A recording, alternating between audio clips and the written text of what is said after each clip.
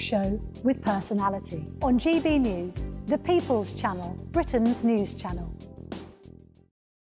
There's only three people you can trust in life: your doctor, your lawyer, and your nana. I'm not sure. So join me, Nana Aquare, at 3 p.m. every Saturday and Sunday, where we discuss the biggest topics of the weekend. Be ready for battle. Could you be quiet? What is this? It's my new teeth. It's your new teeth. I don't bite. Well, not without a good reason. Always honest, always fun. Every weekend at 3 p.m. on GB News, the People's Channel, Britain's news channel.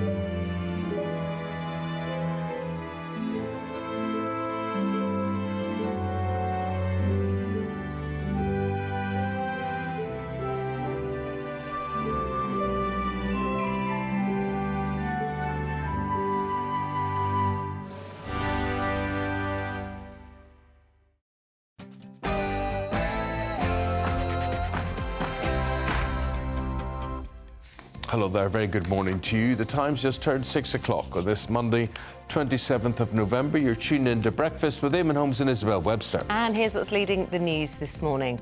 Families and loved ones reunited as the third exchange of hostages and prisoners between Israel and Hamas took place over the weekend.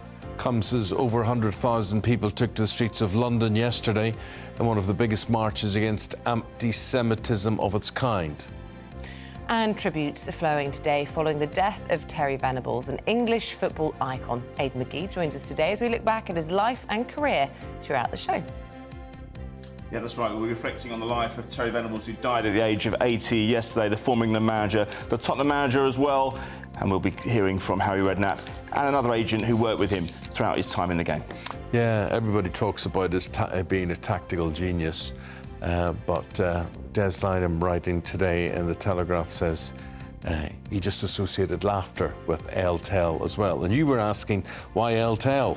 Well, yeah, I wasn't sure if that was some sort of Spanish for Terry, but apparently it's just because it rhymed with L, and L is Spanish. Yes. That complicated. Our command of the language, the Spanish language. The link. As you saw there, Nigel begins another week in the jungle. We'll be catching up on all his latest antics in Australia very shortly. And we're asking this morning, how chilly will it be? It was actually a bit milder this morning than I was expecting, a frost, but Greg Dewhurst will have your look ahead to the weather. A cold week to come, the potential of some snow, particularly over the hills later on in the week. Find out all the details for the weather for the day ahead coming up soon. So here we are, it's a Monday morning, you've had a weekend, we've got a lot to look ahead to in the week. We have a lot of interesting debates. We'll be looking at that Eamonn Scooby book.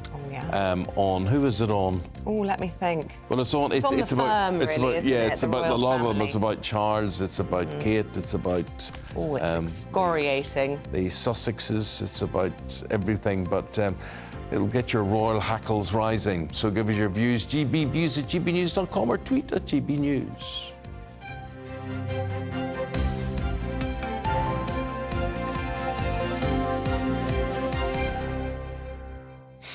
So it is our top story this morning. A further 17 hostages who were held by Hamas were released yesterday. Amongst those released, Abigail Edan. She turned 4 on Friday.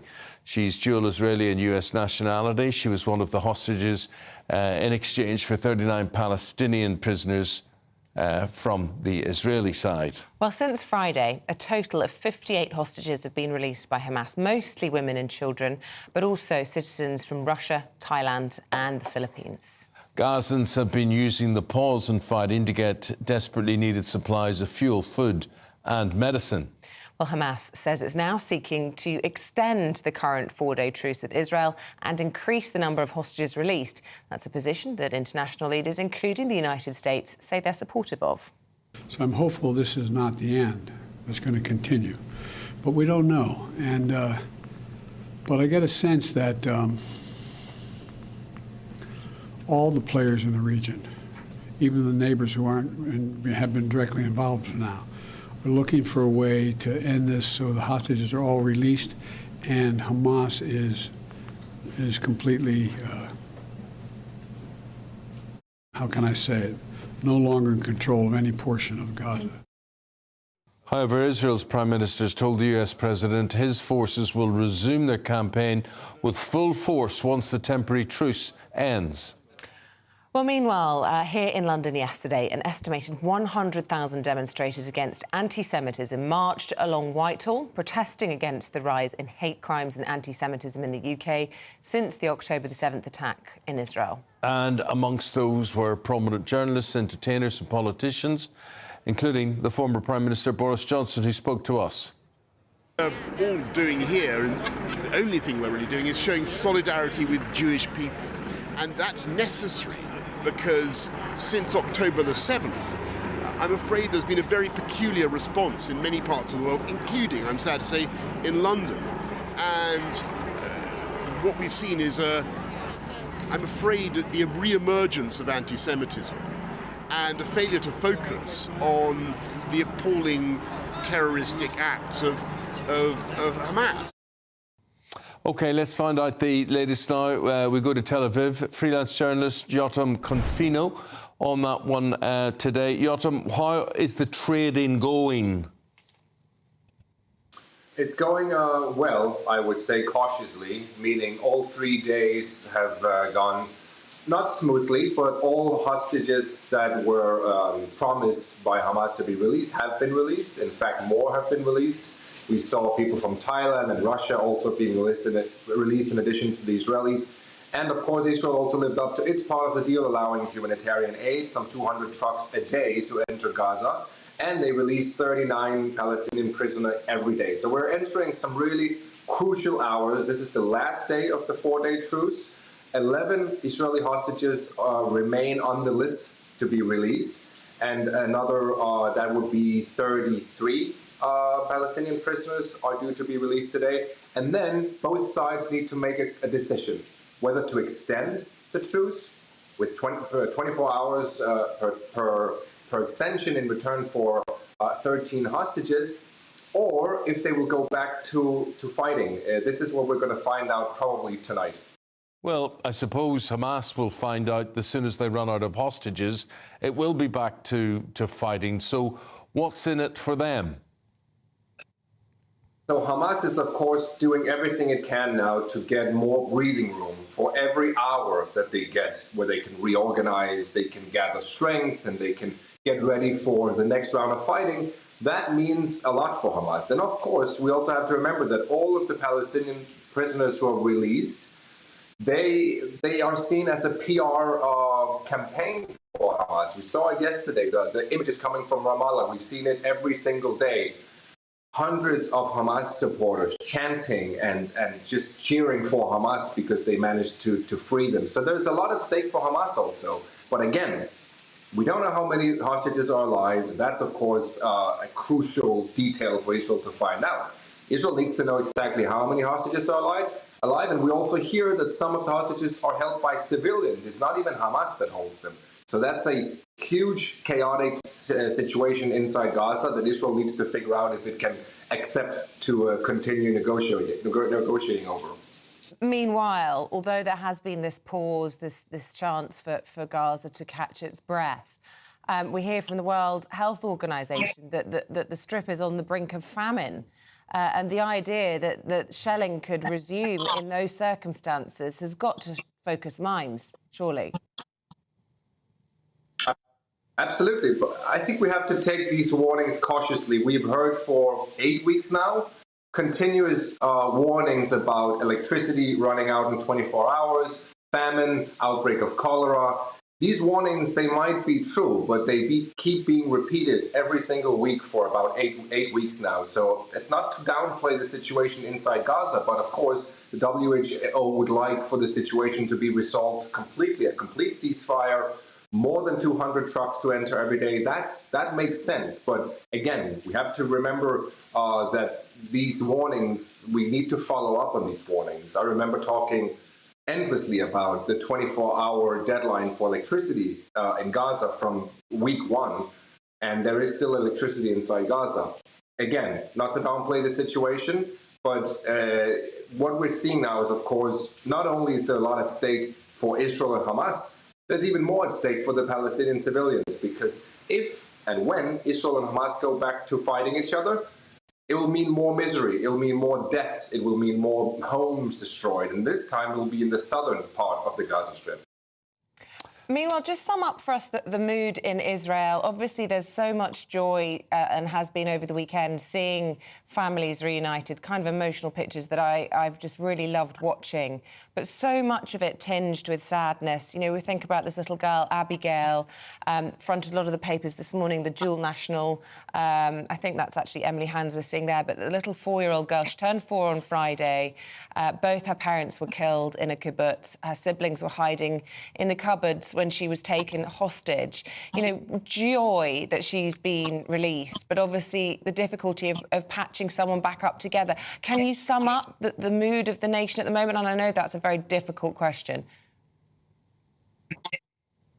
I would say that the sadness stems from a couple of different things. First of all, the fact that they were even in there to begin with. The second thing, the remaining hostages. It's not clear if they are going to make it out alive. And thirdly, what did these hostages go through? How were they treated? Which kind of mental trauma have they lived? We have no idea. But when we saw what Hamas did on October 7th, which I'm not going to repeat now because it's pretty early in the morning, I do think that we should be extremely worried about at least some of these hostages, what they have experienced for 50 days in Hamas captivity. And we're only going to find out once the families start talking about this. For now, they're protected. Their mental health is the first priority. But we will learn some of these stories. And I think most people are really worried about the damage done to these children. This 4-year-old girl that you're mentioning, her parents were killed in front of her. Does she remember it? How was she treated in there? We have no idea. Well, Jotum, that mental health scenario is something that we're going to touch upon later in the programme and find out what medics are doing in relation to that. We appreciate your summarisation. Thank you very much indeed, and we'll speak again soon. Thank you. That's Jotum Confino there, who's a journalist operating from Tel Aviv. Meanwhile, the Prime Minister is to unveil nearly £30 billion worth of investments in new projects in science, tech and creative industries today during a global investment summit that's been held at Hampton Court Palace. Well, later this morning, the Prime Minister is set to address top chief executives and investors as he tries to attract investment to Britain. Let's speak to our political correspondent, Olivia Utley, about all of this. So he's put a little sweetener out there. Will it work? Because we know lots of businesses are concerned about taxation and concerned about, you know, the flip-flopping in policy that we've seen in recent years. Well, absolutely. That's the big question. This is the second global investment summit. The first was in 2021. It was the baby of Boris Johnson, really. And at that summit, £19.7 billion worth of investment was announced. This year, it's set to be more like £30 billion, as you said there. The projects from last year, if we want to get some sort of idea of how well we can expect this £30.7 billion worth of investment to work. Projects from last year do, on the whole, seem to be going quite well. The vast majority of that investment last time was in a few wind farms which were opened in Scotland. They are going ahead. They are beginning to generate energy. Rishi Sunak is hoping for a similar success this time round. But as you mentioned there, businesses are worried about taxation. Yes, Jeremy Hunt has introduced full expensing in the autumn budget. That means that firms can expense, set against tax any money that they invest in infrastructure, in any sort of equipment. That can be anything from a sort of laptop to a wind turbine. They can set against tax that investment. But still, there are concerns about high business rates in the UK. We have seen in recent years big firms have to move out of the UK because taxation is too high. You mentioned too flip-flopping in policy. Of course, this is a huge issue for a Rishi Sunak government. We are very much expecting a Labour government next year. Businesses are expecting that too. And of course, their worry is that whatever Rishi Sunak promises them today might be reversed in a year or so. So big businesses will struggle to make long-term decisions based on what the Prime Minister says today. That said, I mean, it looks like it's going to be quite a sort of exciting event. £30 billion worth of investment in British businesses is a lot. We're expecting to see the CEO of Goldman Sachs there, the CEO of Blackstone there, and there'll be an opportunity for Rishi Sunak and Kemi Badenoch, the Trade Secretary, to sort of show that the UK is open for business. It's not just the Prime Minister, the King's involved, I hear, as well. The King is involved too. This is, you know, it's Hampton Court, a real historic English venue, and it's a bit of a chance to sort of show off. Everyone's getting involved. We're expecting to see a speech from the Prime Minister later, and yeah, I mean, as you can imagine, given that it is the sort of baby of Boris Johnson, it's an opportunity for Britain to show that we know what we're doing. That after Brexit we can be this big investment hub, that British business is healthier than ever. That's the sort of sign that Rishi Sunak is trying to put out today with the help of the King. Thank you, Olivia. Thank you very much indeed. Meanwhile, back in the studio here, I've been overwhelmed. I said and looked and I thought, Isabel's hemorrhaging or something's wrong. Look, I don't know if you can see her hand from here, but all her varicose veins have risen up throughout her hand here. So tell us... I got accosted. Well, this is like, you know, saying you've been to Marrakesh without saying you've been to Marrakesh. Which camera 3 is that? Sorry, I don't know. Over there. Yes, I had a lovely weekend away. I just walked into the main square and a woman came up to me, grabbed me by the arm, and I just fell for it. She said, "Do you have a lovely face?" And I thought, what a lovely... I put some makeup on. I've been walking around with no makeup on. Somebody's noticed, that's nice. Oh, no, she saw me coming. And she said, "Oh, you have any children?" And I said, "Oh, I've got 2 children. It's my favourite subject. I love to talk about my children, of course." And the next thing, she said, "Let me draw a flower," at which point my husband's going, "Oh, here we go." She said, "I have children." And I said, "Oh, lovely. How old?" And then she's still drawing this thing up my hand. And at the end, she said, "Now you give me money to pay for my children." And I'm like, "Oh, no, Liam." So it doesn't come off? It doesn't come off. It's a henna... it doesn't come off? Well, it will eventually, but it takes a long, long time. The most annoying thing was, not only did I not ask for it, we then went for dinner and it was sort of wet for about 5 hours. And if you knock it, it would stain your clothes. So I had to sort of sit through supper like that. But anyway, that was the least of my worries, really. Well, we'll get belly dancing tales later. But right now, with the time, it's 6:16. Not me. This is Breakfast in GB News with Eamonn and Isabel. Top stories, here's a reminder.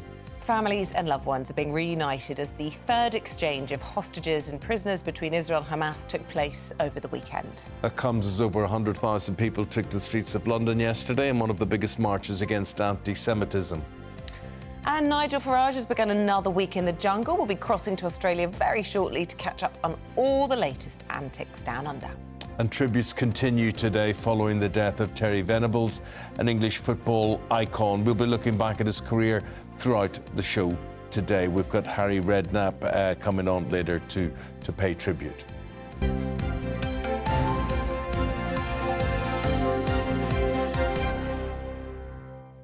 Now, a young Hindu family in Birmingham say they have been living in a state of fear after they were targeted by youths with religiously motivated harassment and attacks on their home. Well, they say they feel let down by West Midlands police after they were told there was insufficient evidence to prove the comments. And all of this comes as last week West Midlands police were placed into special measures following a series of failings, including poor investigations. Our West Midlands reporter, Jack Carson, takes up the story. This is the moment a group of boys attack the home of a young Hindu family in Birmingham. The family, who wish to remain anonymous, moved to the UK from India and have lived in the city for 8 years with their young daughter. After moving into a new house 2 years ago, they finally got to hold a housewarming and, as is Hindu tradition, displayed religious signs on the front of their home.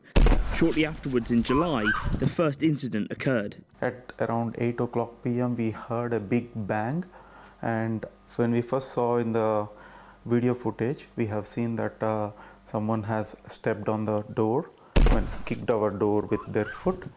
It happened a couple of times, and that's how it started. As the harassment continued, the family tried to confront those responsible, but they were met with the Islamic slur kafir, an offensive term directed at non-Muslims.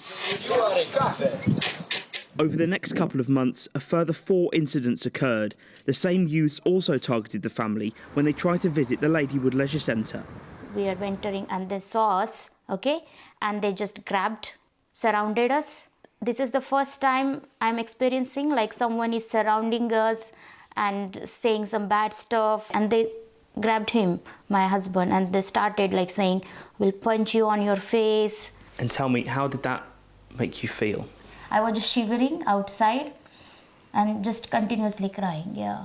They had really had several panic attacks. My daughter also did not want to sleep in this home. She was so terrified, and she didn't want to come back, and that's the impact what she had.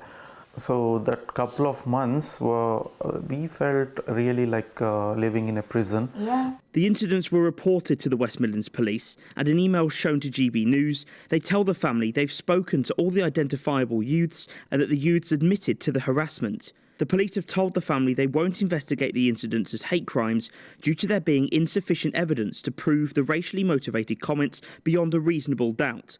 All of the doorbell footage has been passed on to the police. Instead, they're going forward with a community resolution, which they say will give the children conditions not to attend the family's home address again and not to approach them. The family don't believe this is enough. He said, we have to go to this one, and it's not your choice, it's our choice. Like the community resolution, that's what. And the email, if you see, it's very, very, very rude. It felt like we are not the victims, we are the criminals. In response, a West Midlands Police spokesperson told GB News, our officers have been investigating reports of harassment against a family in Birmingham for some time now. A detailed investigation was carried out, which included speaking to the victims and the young people responsible for the offences at length. The parents of the young people were supportive of police action, and we are satisfied that a community resolution was the correct step to take given the young age of the people involved and their history of non-offending. When taking the decision to move ahead with an out-of-court disposal such as this, we took into account the feelings and wishes of the victims, but overly criminalising these people would not be proportionate in this case. For now, the family has no choice but to hope such a resolution works and the youths stay away. For them, feeling safe in this city again will not be easy. Jack Carson, GB News, Birmingham. Terrible situation. Fantastic reporting there from Jack Carson. And just to say, he won an award on Friday, didn't he? Yeah, with the RTS in West Midlands, so well done. Yeah, Royal Television Society breakthrough in that region. So we're very proud of you, Jack. Well done. Congratulations. Now, the weather here over the weekend, you were lucky you were not here in Marrakesh. I mean, I woke up in Manchester on Saturday and it was 2 degrees. And that didn't get any warmer than that. It was really, really cold. Beautiful blue skies, but 2 degrees. I like cold and crisp days. They're the best. Oh, but anything better than grey. Cold and crisp is like 8 or 9 degrees. This was icebergs. Chilly. This was really. So what was your temperature? It was cold as soon as the sun went down, or before the sun came up, really. Sort of chilly, 10 degrees, something like that. As soon as the African sun's up, you're warm, Mediterranean sun. And a beautiful skyline, beautiful blue skies, red mountains, all that sort of thing. Gorgeous. Well, it was wet here in London this morning, very, very wet. Let's see what Greg Dewhurst is going to predict for the day ahead. Hello there, I'm Greg Dewhurst and welcome to your latest GB News forecast. It's a bit of a cloudy, wet morning, but it will become brighter as we move through into the afternoon, particularly across the north and the west. And we can see outbreaks of rain across England and Wales, showers across eastern Scotland, some of these wintry leading to an icy start. But slowly through the day, this low pressure system slips to the southeast. It allows skies to brighten, so sunny spells, Northern Ireland, western Scotland, and then eventually western fringes of England and Wales. Central and eastern England staying quite grey. Cool, temperatures 6 or 7 degrees. Mild initially across the southwest with highs of 11 or 12, but then temperatures dropping away quite quickly as cold air filters southwards on a northerly breeze. Frequent showers still piling in to eastern areas as we head through into the early hours. The west turning calmer with some clear spells and a frost forming. Some fog patches perhaps across southern parts of Scotland. Icy stretches still in the north and temperatures a little lower, generally falling to low single figures in the countryside below freezing. So a frosty start, an icy start across the north and the west, quite a bit of cloud in the south with some fog patches, but it slowly becomes brighter and most of Tuesday will be dry with sunny spells. There will be a scattering of showers largely across northern and western parts of Scotland, a few down the east coast and also 1 or 2 later across central southern England, but plenty of sunshine and a cool feeling day for all. See you soon. Thank you, Greg. We're going to Australia now. We're going to go into, well, we're not going into the jungle. We're going outside the jungle to talk about what's going on in the jungle. Yes. But anyway, Nigel Farage has got into a bit of a Brexit drive. Yeah, him and Fred Syria. Again, we'll get all the juicy details for you after this.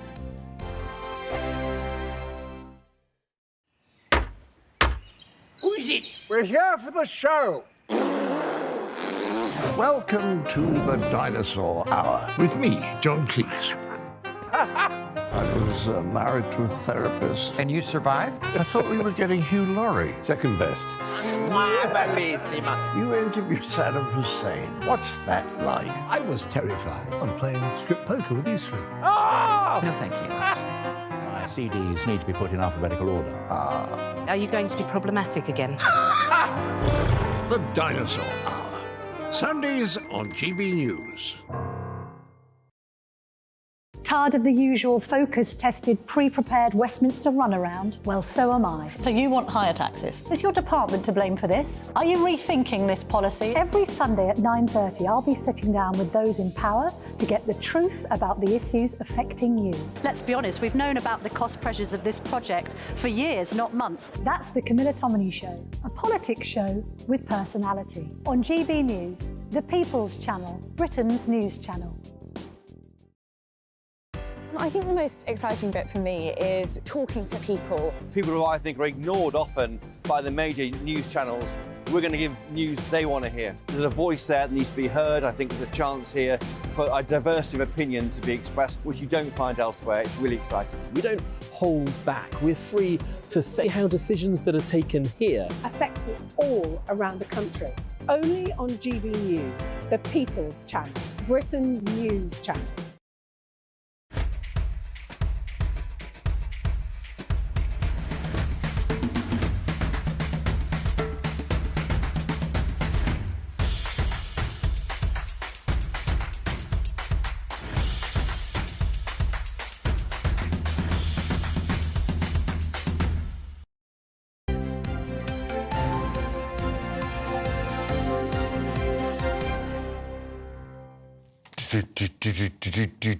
Are they throwing anyone out of the jungle yet? Not yet. I'm not quite sure what stage we're at, but Nigel Farage is embarking on his second week. Well, they would say Nigel Farage is there in his second week. Well, he can't get thrown out, so they're all there in their second week, really.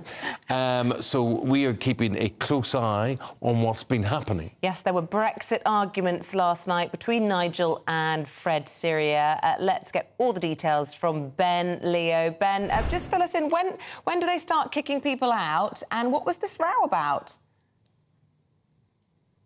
Yeah, good morning, Eamonn, Isabel and everyone at home. So votes start taking place a week yesterday, so 6 days' time, so another week of no votes, and then we get down to the nitty-gritty. I'd just like to apologise, actually, for the rather uninspiring backdrop. We were just on the beach, the sun was out, everyone was swimming and loving life, and then a massive 40-kilometre-wide storm cell started approaching.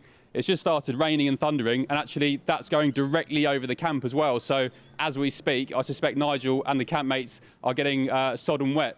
Speaking of a storm, it's quite apt, actually, because as you mentioned, last night was Nigel's third Brexit confrontation in the camp, his second with arch Syriacs. This is the moment Fred demanded from Nigel 3 benefits of Brexit. What's the 3 benefits of Brexit? Self-government. Which we already had. We did not have. Okay. Fred, there's no point. If you believe that, If you believe that, you don't understand what the European Union is. So what's the second benefit? Well, hopefully take back our territorial waters. But when I'm talking about benefits, I'm talking about something tangible. All right, the nuclear submarine deal with Australia could not have been done as a European Union member because France already had a contract. Simple as. But we could have done it with France. Don't make me laugh. In fact, the French were really off about that. Of course they were. Good. A lot of people in life are persuadable. Fred Sirax is not one of them. But the point about it is we can make a mess of it ourselves if we choose to. And that's what we are doing. And I've always argued that. I've always argued that. I'm absolutely loving that growing friction between Nigel and Fred. Hopefully we get a lot more of it in the coming days. Fred went on to accuse Nigel of tanking the UK economy with Brexit. Nigel quipped back, "Don't talk the B word." Elsewhere, for election tonight for camp leader alongside everyone else. This is your chance, if you fancy him, to get on the phone and vote him to become leader of the jungle. And also there's continuing growing outrage over comments from ITV boss Kevin Lygo, which were revealed in The Sun on Sunday yesterday, at a sign language event in London last week, a star-studded hall with guests including Davina McCall, Lorraine Kelly and Susanna Reid. Lygo, who's ITV's managing director, he got up on stage and said, "I don't know sign language, but I do know the sign for Nigel Farage." He then commenced to stick up one finger on his hand in a salute, which you can probably imagine what it was. He said that Nigel would be coming home in a dinghy from Australia. And yeah, a lot of his fans online, Nigel's fans, have been a bit miffed about it. Nigel's not involved in tonight's Bush Tucker trial. He's exempt because of medical grounds. Well, Lygo was keen enough to pay Nigel £1.5 million for being... hypocrisy. Yeah, but, you know, that's what they're very cool on TV. They're all very lefty and very, you know, at his level. Well, I just think, you know, if you hate the man so much, don't stick him on your absolute prime show and pay him £1.5 million or whatever it's alleged that he's being paid. But quips aplenty from Anton Deck as well, I believe. Don't know if you can still hear Ben. Sorry, I missed that. A quick what for We were Anton just Deck? saying that Anton Deck are making a few snide comments as well here and there about GB News. Have you noticed those? Oh, sorry, guys, I missed that. Oh, well. Let's diplomatically retire from that. Quite right, Ben. Thank you very much indeed. So the boys are making out that nobody watches GB News, but if it's bad for us, then think of what it must be like to be Sky News or BBC News, this is it. or Talk TV. Exactly. It's an insult to the industry rather than us. We get more than any of them. Nobody's watching any of them, so we're doing OK. We'll settle for what we've got there. The time, 6:30. Let's get a reminder of our top stories. Families and loved ones are reunited as the third exchange of hostages and prisoners between Israel and Hamas took place over the weekend. That comes as over 100,000 people took to the streets of London yesterday in one of the biggest marches against anti-Semitism. The Prime Minister today is set to host investors and business leaders at Hampton Court Palace amid £30 billion worth of new investment. And tributes continue today following the death of Terry Venables, an English football icon. We'll be looking back at his career with Aidan McGee, and we're doing that next. And we're going to have a quick look at some of the other stories coming into the newsroom this morning. New details of a deal between Rishi Sunak and Suella Braverman have been revealed. The Prime Minister allegedly agreed to raise the salary threshold for migrants to £40,000 as he sought the support of the influential former Home Secretary Suella Braverman. Well, Mr Sunak agreed to a 4-point migration plan as he launched his leadership bid. Chief among them was a pledge to raise the minimum salary threshold required for a foreign skilled worker visa from £26,000 to £40,000. Drivers have been urged to avoid puddles as pothole breakdowns hit record levels. The AA saw a record 52,500 call-outs in October to repair vehicles that had broken down due to damaged roads. And a US Navy warship had come to the aid of a commercial tanker after it was seized by armed men in the Gulf of Aden. Well, the vessel, named by Reuters news agency as the Central Park, had been carrying a cargo of phosphoric acid. The USS Mason responded to a distress call, and the tanker is now said to be free and safe. Yeah, imagine that. We're sailing and now here comes a warship. There's Ian Wright. And the former Arsenal and England footballer will be made an OBE at investiture at Buckingham Palace. Then club record signing. Righty signed for Arsenal for £2.5 million. Gosh, think of it, £2.5 million. It's like change in your back pocket now. And that was in 1991, and he became the team's all-time top scorer. He'll receive the honour for his services to football and to charity. Well done, Righty.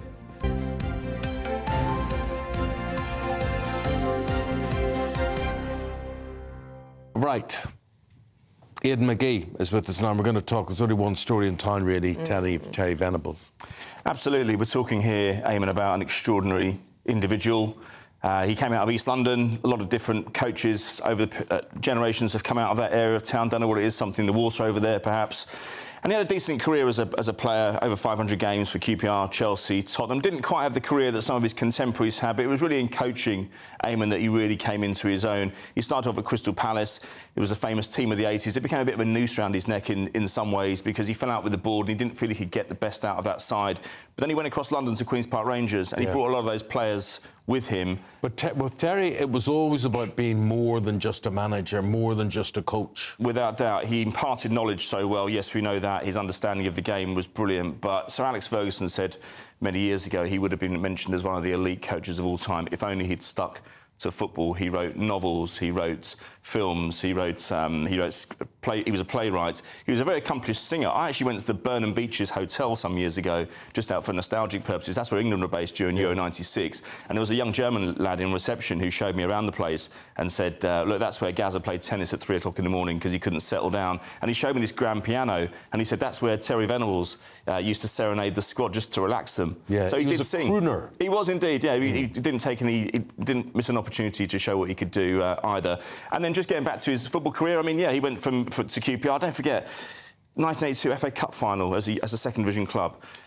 83 promoted, 84 top 5, going into Europe, and he got the Barcelona job off the back of that. He wins the league with them. Please, I'm sitting all day having this, I don't know, explanation. My colleague to my right here, for some reason, cannot fathom why he was called El Tel and is analysing this and saying, what is an El Tel? Well, he's Terry. It was a tabloid word. An email from a GB News viewer who said, tell that silly moo, it's because he went to Barcelona. I know that much. I know his... So what's your problem?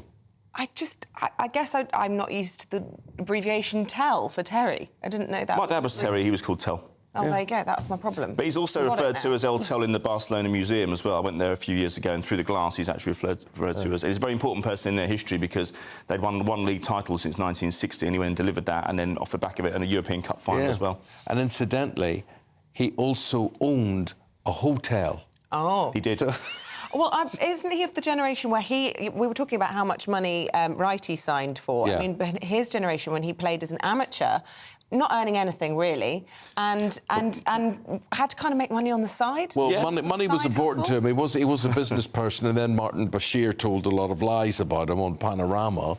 Indeed. And sort of ruined his business side of his life. That's right. Well, he started off. His first venture was opening a tailor's over in Savile Row alongside Ron Chopper Harris of Chelsea and his great friend George Graham. He had Scribes West, the nightclub, over in the West End back in the 80s and 90s, and that was one of the things Sir Alex Ferguson said. He said, if I got hold of Paul Gascoigne, then I would have made him an even better player. But he said he went to London, to Tottenham, where even the manager had a nightclub, so he saw the bright lights. Oh. And there were other ventures as well. Yeah, he was investigated by the DTI back in 1996. And then it was the boardroom problems he had at Tottenham as well that kind of led him astray from football. But he did win an FA Cup with Tottenham. Don't forget, Tottenham won one major trophy since that happened. So he sets him apart. Yeah. And so an extraordinary individual. Yeah, the Spurs thing wasn't good. He went to court about that as well. He did. And lost. And he got the England job off the back of that. So everyone thought, well, maybe he's moving away from football now. Because there's been a lot of suggestions in the last day or so that coaching wasn't really enough for him. He wanted to do a bit more than that. But when he took the England job,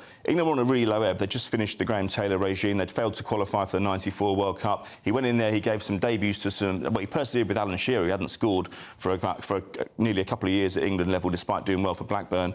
And he said that the greatest moment in his career as a manager was taking England to the semi-finals in Euro '96, where Gareth Southgate, the current incumbent of that job, missed the penalty against Germany. Southgate learnt a lot from him as a manager and kind of tries to model anybody who played under him would have said that. I mean, there's no one that says he was a bad coach. No, certainly not. Southgate tries to copy it. I don't think he tries to copy it, but I'll tell you what he did do for Gareth Southgate. Gareth Southgate wasn't anywhere near that squad on the eve, virtually, of Euro 96. He wasn't expected to go, and he was a late inclusion. And yes, he missed the penalty, but Southgate played well throughout that tournament. There's no question about that.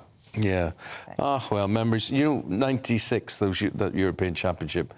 I always remember working somewhere up north, or maybe it was Milton Keynes or something, having to drive through London a night of an England game, and London was empty. Absolutely empty. It was incredible. I don't know. I mean, do you remember what went on? Well, I do, because it was interesting, because that period of between 94 and 96, England didn't have to qualify because they were already hosts of Euro 96. But the friendlies, because you never knew who was going to blood next. Matthew Letizia was one player he gave a debut to, for example, and so it brought in a lot of crowds from the club or the area of town where that particular player came from. And suddenly it was interesting to watch England again. There was lots of criticism as well, don't get me wrong, for his selections. He was deemed to be a little bit friendly towards some of the Tottenham players like Sol Campbell and like Darren Anderson, but those players served him well. Well, we'll miss him. Always a nice man to deal with, friendly, and I haven't seen anything that, negativity about him. No, certainly not. I don't think you will either. El Tel, a tactical genius. Thank you very much indeed. Right, we're going to take a break. Headline makers next. Are consul employees moonlighting while working from home? Find out after this.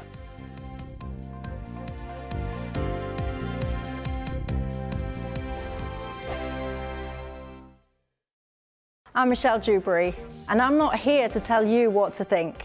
I'd much rather hear what you have to say. So, send in your opinions to gbviews@gbnews.com. Keep them clean, and you never know, I might read them out. With my panel here on Jubes & Co, we debate, we get stuck into the issues of the day on a show where all views are welcome, especially yours. GB News, the People's Channel, Britain's news channel. Big news, big debates, big opinion. Patrick Christie's Tonight is the week's biggest show. Every weekday, 9 to 11 p.m, we've got the inside track on the day's top stories. There'll be sharp takes you won't get anywhere else. We will set the news agenda, not just follow it, and I want to bring you along for the ride. Whatever it is, we'll have our finger on the pulse. It's news, but it's this close to entertainment. Patrick Christie's Tonight, 9 to 11 p.m, only on GB News, the People's Channel, Britain's news channel. Join us every night on GB News at 11 p.m. for Headliners, which is 3 top comedians going through the next day's news stories, which is exactly what you need, because when the establishment has gone crazy, you need some craziness to make sense of it. Headliners. You don't have to bother reading the newspaper. We've got it covered for you. Every night at 11 p.m. and repeated every morning at 5 a.m. We won't send you to sleep like some of the other paper review shows out there. So join us 11 p.m. every night on GB News. The People's Channel, Britain's news channel. There's only 3 people you can trust in life.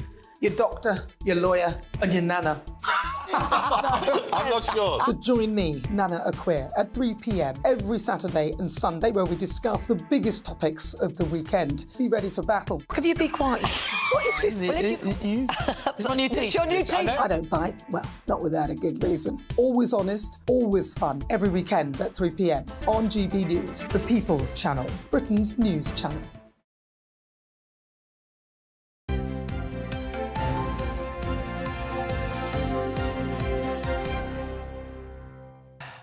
We are going through the papers this morning and looking at some of the headlines with the author and journalist Suzanne Holder and the broadcaster and journalist Claire Muldoon. Welcome to both of you. Thank you. And we're going to start by looking at the front pages of the papers. This is how they're shaping up this Monday morning. The Times leading with those Hamas hostages being set free. Telegraph on the specifics of the Prime Minister's failed 4-point plan to curb migrants. The Daily Mail is focusing on the anti-Semitism march that took place in London yesterday. The Eye, it reports on millions of Britons facing higher taxes until the next election. The Mirror pays tribute to the ex-England manager Terry Venables, as we have been as well this morning. OK, so we've got Suzanne and Claire here. Suzanne, I want to talk with something we didn't feature there, and this is front page of the Daily Express.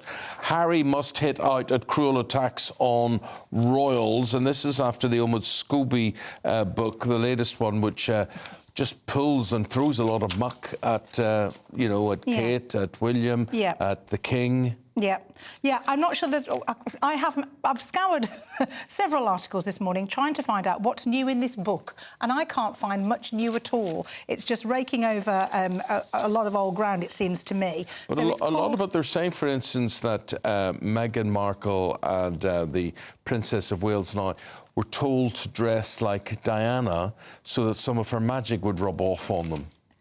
OK. No, you didn't see that? I didn't see that, no. Oh. But I do remember there's something about Meghan claiming that she was made to wear a lot of beige because the other colours were all taken and you weren't meant to clash. Yes. And yet, the other weekend, just a few days ago, I saw her, and presumably she's now choosing her own clothes. And what was she wearing? She was wearing beige. So I just thought, yeah, it's all a bit odd, isn't it? So a royal author called Margaret Holder, no relation, has said that Prince Harry really must hit out at this book. He must speak out or say something or make something known to distance himself from this book if he wants any chance at all of getting back in the fold, of re-establishing any sort of relationship going on. Well, will he do that? I don't know. Well, no, because the background to this, isn't it, that the last book he published, there were all these public denials that there was any connection with the Duchess of Sussex. And then when they took, was it the Mail to court? Yeah, she had to admit in court. Actually, I had Correct. Briefed him. Correct. So, you know, just because he or she have said or denied any sort of background from the story doesn't mean it's true until perhaps they're in a court of law. Well, this is the problem we've got in our... I mean, can you find anybody to talk to nowadays who will defend Harry and Meghan? Because I'm running out of people who will...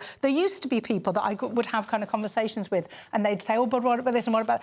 And those people are vanishing a lot. There's also the allegation that she wrote the letters to King Charles to say, would, you know, after the eviction at Frogmore Cottage, do you want to see your grandchildren ever again? And yet she took the Daily Mail to court for letters that she'd written to her father that she said were infiltrated and used against her. And yet these letters are the same. I wonder if she'll do the same to Scobie. I doubt it very much. I think Harry may roll back, though, in the way that he did when Tom Bradby interviewed him and said, oh, well, you called the royal family racist. And he said, no, I didn't. No, I didn't. You did that. It was the press, which, as we all know, even if that was true, you'd had 2 years to come out and say. So it's just, yeah. But the burning question is, have we watched The Crown, though?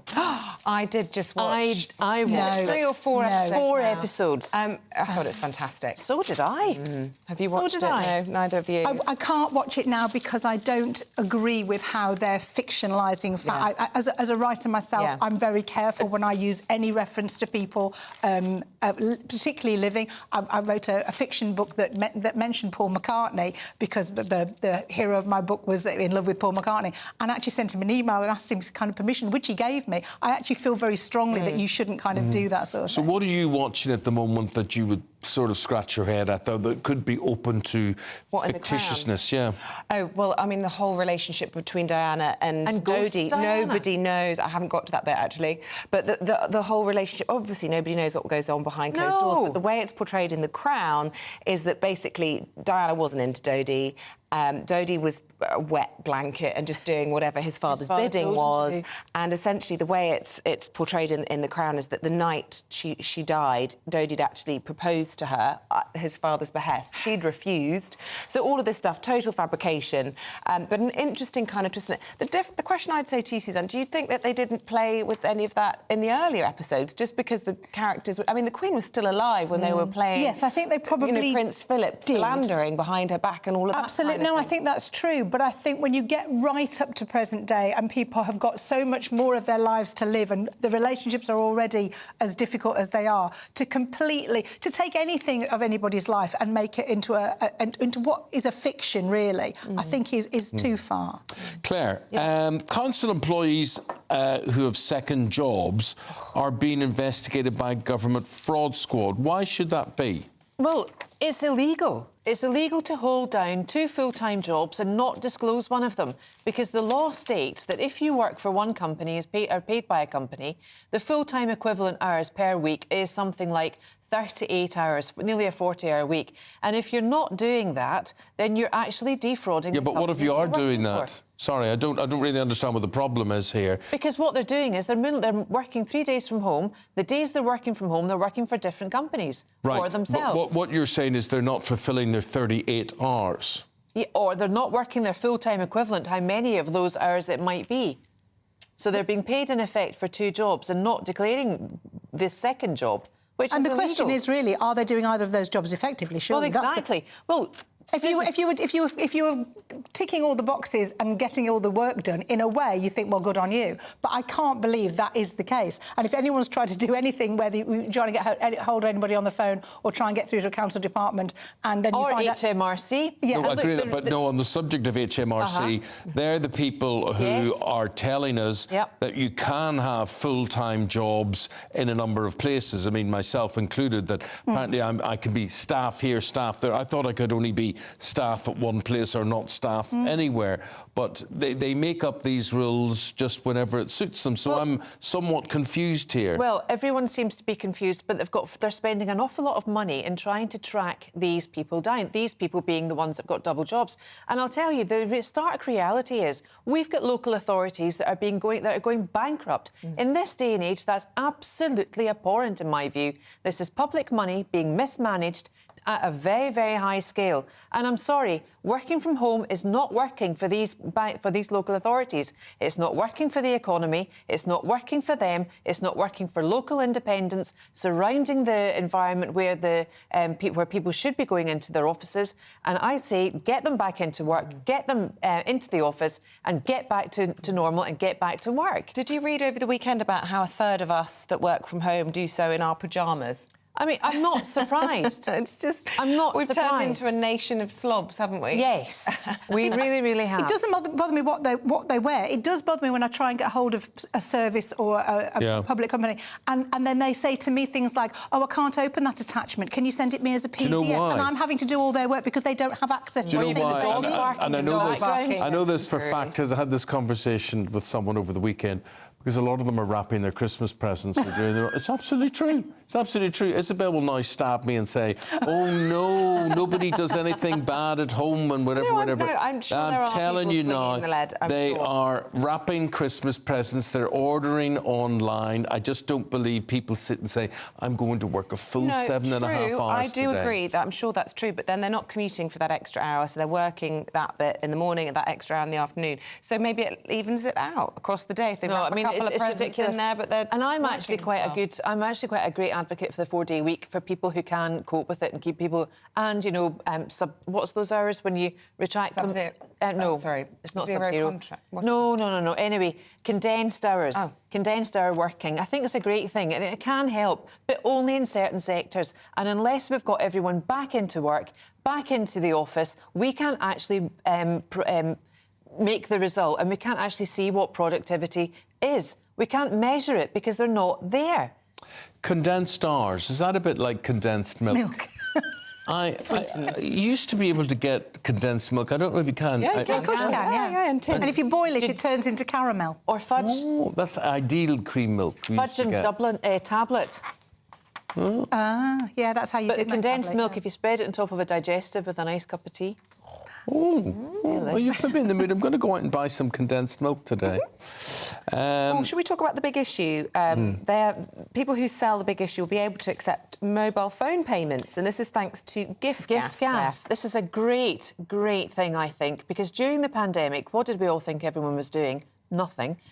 But this organisation, meaning GiftGaff, has started to supply vendors with card readers, allowing them to continue selling the Big Issue magazine in line with health guidelines. That was during the pandemic, instead of the need for the card reader. So I don't know about you, but my card has now been taken away because there was fraud activity on it over Black Friday weekend. So I'm now left with only my Apple Pay on my phone because I'm with the Nationwide. If I had something like this on my phone, I could actually pay for more things because you can't pay with everything with Apple Pay. And in order to get money in, you have to do your bank transfer, do this, do that. But for people selling the Big Issue, because we're now a cashless society, as much as it is an absolute anathema to me, I would far rather deal with cash. It then enables people to sell their wares and pick up the money electronically. It's a fantastic idea. Suzanne, what do you think? Claire just mentioned there Black Friday and this weekend. So we now have...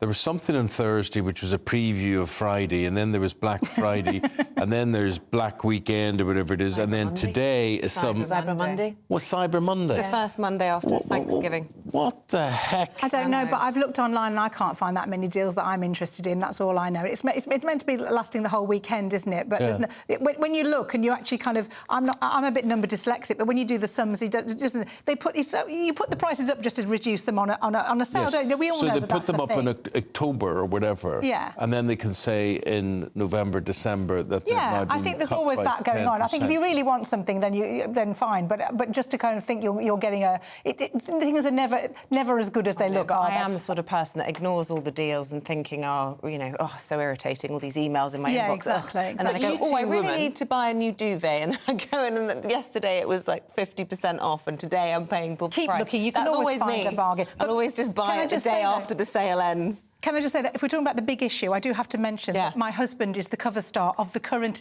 big issue. So he is. There he is.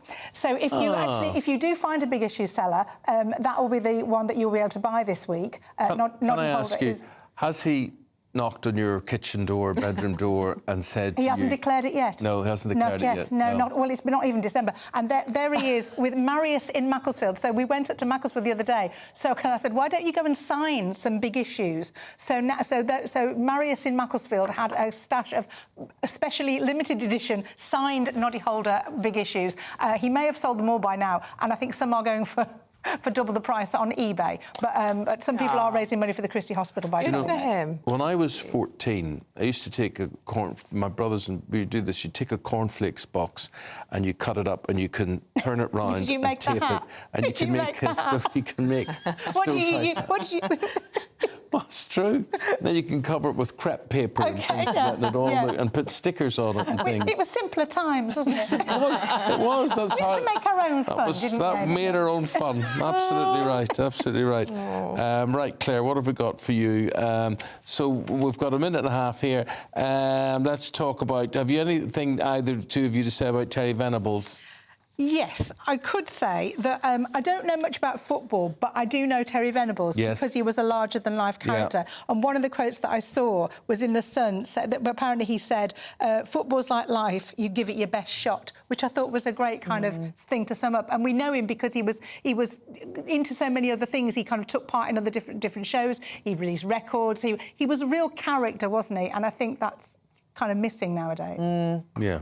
Characters all over, not only in sport, are really missing. I think people are frightened to show their true character in case they're cancelled or people are offended by it or whatever. It's so sad. You know, all these great footballing legends, I think the great characters of football, and that's one of the things that I think is great about football. I don't necessarily think football is great per se, but the people that have come from it, the identity Especially of the older characters, era. the Charltons, Yes. you know, George Best, amazing talents, geniuses. Wonderful. We're going to be paying tribute to El Tel, Terry Venables, all through the programme. Send in your memories, your favourite anecdotes about him, and we'll try and read as many of those out throughout the course of the morning for you as well. And we've got Harry Redknapp coming on, and we've also got one of the biggest football agents who worked with him a lot over the years. All that and the rest of the day's news after your all-important forecast. We'll see you in a minute. That warm feeling inside. From Boxed Boilers. Proud sponsors of weather on GB News. Hello there, I'm Greg Dewhurst and welcome to your latest GB News forecast. It's a bit of a cloudy, wet morning, but it will become brighter as we move through into the afternoon, particularly across the north and the west. And we can see outbreaks of rain across England and Wales, showers across eastern Scotland, some of these wintry leading to an icy start. But slowly through the day, this low-pressure system slips to the southeast. It allows skies to brighten, so sunny spells, Northern Ireland, western Scotland, and then eventually western fringes of England and Wales. Central and eastern England staying quite grey. Cool, temperatures 6 or 7 degrees.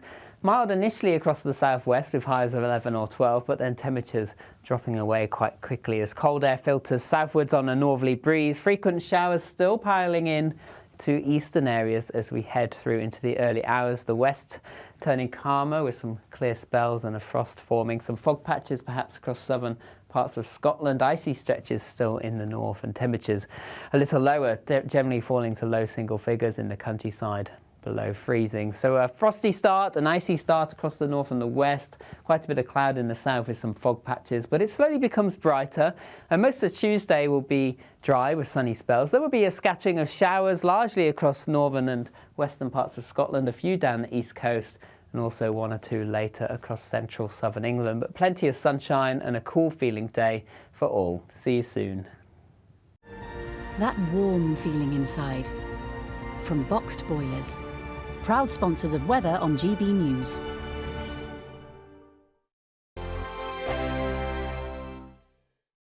GB News, unlike other broadcasters, isn't obsessed with the London-Westminster bubble. We think there's a nation beyond the M25, and that's why we talk about the issues that matter across the land. Join me on State of the Nation, 8 to 9 o'clock, Monday to Thursday, on GB News. Daisy's listening, and you should too. Your weekend starts here with Friday Night Live with me, Mark Dolan, 8 till 9 on GB News. Big stories, big guests and big laughs as we get you ready for a cracking weekend. That's Friday Night Live with Mark Dolan, Fridays 8 till 9 on GB News. Bring your own drinks, the admission's free. Good afternoon, Britain. Good afternoon, Britain. Join us, Tom and Emily, To find out what's happening in the heart of Westminster. and why it matters to you. Weekdays from midday, we bring you the most compelling stories from across the United Kingdom. And from your doorstep to our inbox. That's right, we want to hear from you. GB News. Britain's news channel. Wake up to the headlines with Headliners every morning at 5 a.m. We treat you to the day's biggest stories before anyone else, 7 days a week. You can catch up on everything you need to know before you've even had your kippers. Headliners every morning at 5 a.m, only on GB News, the People's Channel, Britain's news channel. Who is it? We're here for the show. Welcome to the Dinosaur Hour with me, John Cleese. I was married to a therapist. And you survived? I thought we were getting Hugh Laurie. Second best. You interviewed Saddam Hussein. What's that like? I was terrified. I'm playing strip poker with you three. Oh! No, thank you. My CDs need to be put in alphabetical order. Are you going to be problematic again? The Dinosaur Hour. Sundays on GB News.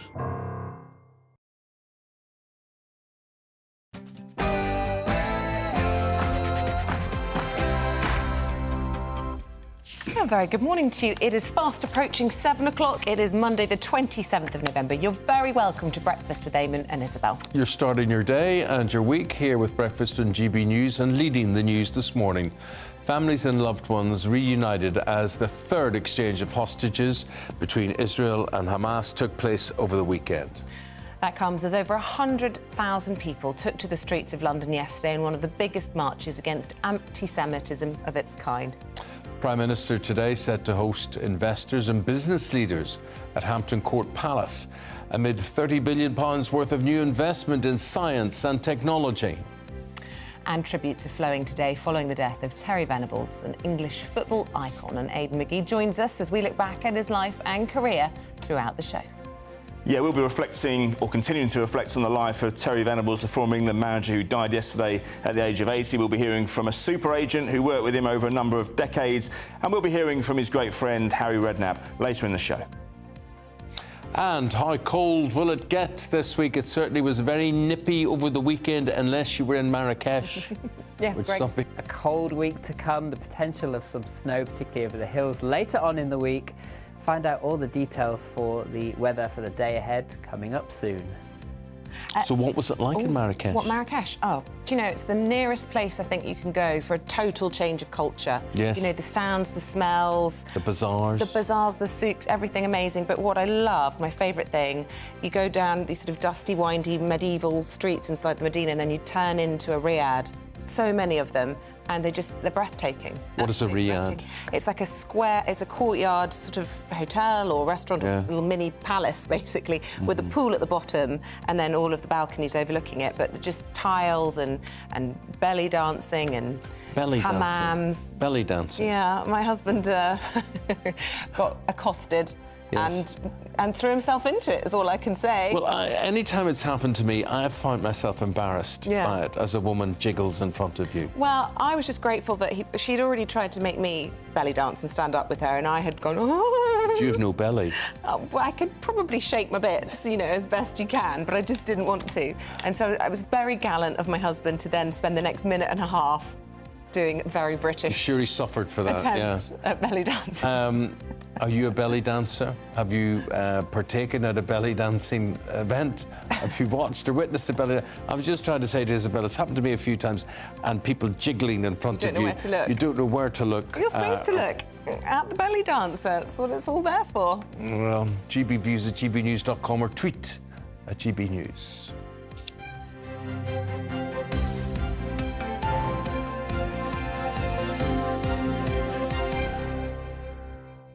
Right, to our top story this morning. A further 17 hostages being held by Hamas were released yesterday. Now, amongst those were Abigail Edan.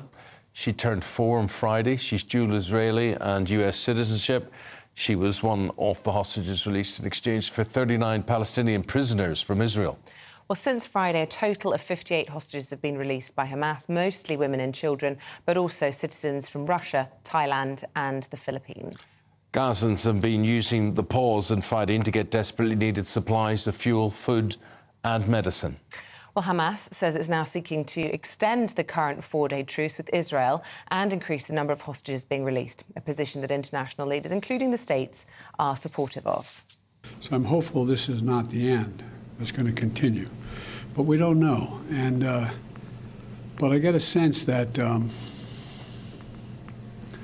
all the players in the region, even the neighbors who aren't and have been directly involved now, are looking for a way to end this so the hostages are all released and Hamas is completely, how can I say it, no longer in control of any portion of Gaza. Well, however, Israel's Prime Minister has told Joe Biden his forces will resume their campaign with full force once that temporary truce comes to an end. Meanwhile, here in London yesterday, an estimated 100,000 demonstrators against anti-Semitism marched along Whitehall, protesting against the rise in hate crimes and anti-Semitism in the UK since October the 7th. Among the thousands were prominent journalists, entertainers and politicians, including the former Prime Minister Boris Johnson, who spoke to us. What we're all doing here, and the only thing we're really doing, is showing solidarity with Jewish people. And that's necessary, because since October the 7th, I'm afraid there's been a very peculiar response in many parts of the world, including, I'm sad to say, in London. And what we've seen is, I'm afraid, the re-emergence of anti-Semitism and a failure to focus on the appalling terroristic acts of Hamas. Well, let's now speak to the spokesperson of the International Committee of the Red Cross. That is Matthew Morris. Matthew, good morning to you. I know from day one you have called for immediate release of all hostages and for access to them. How pleased are you or not with the way things are going? Good morning. Yes, we're relieved so far that the operations over the last 3 days that we've been involved in have been able to go ahead, and obviously we're hopeful that there will be more today. Our role is actually quite straightforward. We're there to implement the agreement that the two sides come to, and that's something that we've been able to do. So that has involved transferring the hostages from Gaza over the border in the south of Gaza at the Rafah crossing, then to Egyptian and then Israeli authority control, and then also to transfer Palestinian detainees from Israeli places of detention to the West Bank. So the 3 days we've managed to do those operations, and that is, we are relieved that that's been possible. And what has it been like? You know, obviously the International Red Cross has been pivotal in not only giving aid in the Strip, but also in helping to release or provide assistance to some of the hostages that have come out so far. You know, people talk about it being an unprecedented disaster that we're seeing at the moment in the Middle East. You know, obviously a history of problems, but how bad has it been this time for the International Red Cross, and how, you know, how can you put it into words, really? Well, the humanitarian situation in Gaza is desperate. The crisis is huge. The healthcare system is on its knees and pretty much on the verge of collapse. I think that pretty much describes the situation since obviously October 7th, when we saw the horrific events start to unfold. It's been a very, very difficult situation for humanitarian agencies to respond. The ICRC has been in the region since 1967. We have a presence in Gaza. We're in the West Bank. We're in Israel. But of course, the intensity of the fighting in Gaza has meant that humanitarians have obviously struggled to do what is needed. And we know, I'm sure your viewers who've been following this in recent weeks have known how difficult it is to get aid supplies in, but also to get people out, medical evacuations, for example. So a hugely complex aid operation, if we're able to mount it. One of the parts of this agreement that was made was that aid would be allowed in, including to the north. And we know in the last few days, aid has been able to has been coming to Gaza, but also into the north. And our partners at the Palestine Red Crescent have been part of that, taking, you know, well over 240 trucks of aid further up into the north. But we also know from our medical colleagues who've been working across Gaza, we were talking to some colleagues yesterday who described to us they're working, we have a surgical team working in the south of Gaza, and they described how on Friday up to 800 patients came in ambulances and buses from the north further south to their hospital, adding this huge influx to an already overwhelmed hospital, a really desperate situation. And then suddenly you see up to 800 patients coming in addition. And I think, again, that gives you some indication of how huge the challenge is. That's the physical challenge, Matthew. What about the mental support, the psychological support for the hostages? Yes, it's a really good point. We can't imagine what people have gone through. We've looked at pictures, we've heard the stories. On our part, we've been talking to the two sides right since the beginning. We have, as you said earlier, we were clear from day one, all hostages must be released. Anyone who is detained, we've called consistently for access to be able to go and see them. That hasn't been allowed yet, but we won't give up hope. We keep calling for that, and we're insisting on that. And we have seen and heard about in recent days how the hostages have been released. They will have received medical attention, and then they've gone back to their families and loved ones, which is absolutely wonderful to see. But of course, those mental scars can be long-term. We know from our experience in conflict zones across the world that the mental scars of conflict, what people see, what people experience, the loss of somebody. And we're talking here about a situation where people have been separated. We know that some of the hostages have come out, and we're hearing reports that obviously they are then being told that some of their loved ones had died and they weren't aware of that. So I know that there will be medical professionals on hand to help them in the long term. And that's good to see. That's obviously help that's going to be much needed. Thank you so much, Matthew Morris, for talking to us, for all the work that you do as well. I was just, every time we play that video of Emily Hands being embraced safely there, it makes me tear up.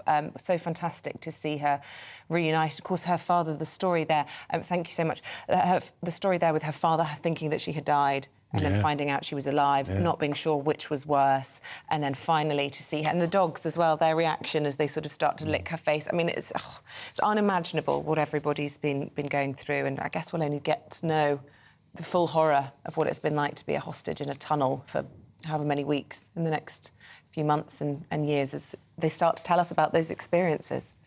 11 minutes now past 7 o'clock. A day before the release of his new book, Endgame, the royal biographer, Eamonn is making plenty of headlines. And amid many claims made by him, including a fracturing of the relationship between the King and the Prince of Wales, is another claim that the Princess of Wales and the Duchess of Sussex were both encouraged to dress like Diana, something that has been written up in the Telegraph today. And you can see, actually, maybe he's got a point there. This wearing identical outfits. Joining us now, Royal and Entertainment reporter for the Sunday Mirror. We say good morning to Sarah Robertson. Hiya, Sarah. Sarah. Hello, Eamonn. Hi, Isabel. Hello. Great to be on with you this morning. What do you make of this claim that Meghan and Kate were told to dress like Diana so that her allure, her shine would rub off on them? I think it's absolute piffle, Eamonn. It really is, like most of the allegations and smears against the royal family that have been made in this latest novel. I call it a novel because I don't think there's any truth to it whatsoever. I think it's a figment of imagination. So in this book, Omid's claiming that Meghan and the Princess of Wales, Kate Middleton, were encouraged by the royal household to cosplay, as he calls it, as Princess Diana, Harry and William's late mother, which really, when you think about how Diana was perceived during her time in the royal family, by the royal family themselves, especially by her late former husband, Prince Charles, that she was sort of seen as a thorn in the royal family side and someone whose gloss they thought was overshadowing the rest of the family. So why on earth would then the royal household want Meghan and Kate to then start dressing like her, to start bringing that gloss, which is going to take the gloss away from Charles when he took over the throne? It's just total utter hypocrisy and a paradox, really. Sarah, is, saying one thing and then saying no. So I don't Sarah, think there's any truth to it whatsoever. When we've seen photographs, you talk about gloss. Does this take gloss away from Prince Harry? Can he distance himself from these claims, or do these claims do damage to him because of Scobie's association with him and Meghan Markle? They do irrevocable damage to Harry. He's just started to have a thawing of relations with his father, King Charles. There was a warm phone call received just on the King's birthday between the two men, which was heartening to hear about and know about. But yes, this is definitely going to have an impact. I was speaking to a source who speaks to Queen Camilla last week, and I was told that they see the book as rubbish, basically, in the politest possible term, and that it has been hurtful to them to hear some of the extracts that are coming out, particularly some of the allegations that have been levelled against Prince William, Harry's brother. So all that's going to do is drive a deeper wedge between Harry and William going forward again. It will have damage to their relationship, because unfortunately for Harry, Omid has now become perceived as what's seen as an official mouthpiece for the Sussexes. Now, this is a claim that he denies. He says that he's not, that he doesn't act for them, that he doesn't speak for them, that he doesn't represent them. But we obviously saw in the court case between Meghan Markle and Associated Newspapers, where she suddenly piped up and forgot that she had maybe corroborated with Omid on his first book, which was about the two of them. So you see, there's these contradictions from Omid and from the Sussexes.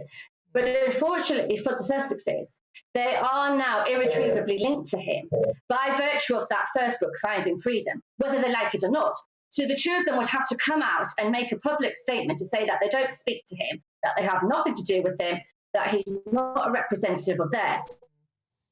They haven't done that. Easily do that in the days to come. Yeah, I mean, can we talk about Omid Scobie? I mean, I don't know if you saw the serialisation in the Sunday Times yesterday. I think I lost you there, sorry. I was just saying that Omid Scobie was being interviewed in the Sunday Times, and he basically said that his eyes filled up with water, and the journalist said they felt sorry for him because he talked about how he was the most hated person in Britain, despite being British and having been brought up in Oxford. But, you know, do we feel sorry for Omid Scobie? And I can hear our audience all saying absolutely not. But, I mean, it's worth just reminding everybody what he said in this new book. He said, to stay relevant, the system is almost Trumpian, leaning on patriotism, even jingoism, to shore up its purpose, relying on things of the past, that the firm is in crisis, that William's hot-headed and increasingly comfortable with the palace's dirty tricks and the courtiers who dream them up, and that we infantilise Kate, who is an underachiever where the bar is set very low. I mean, is he surprised that people don't like him in this country? Seems so.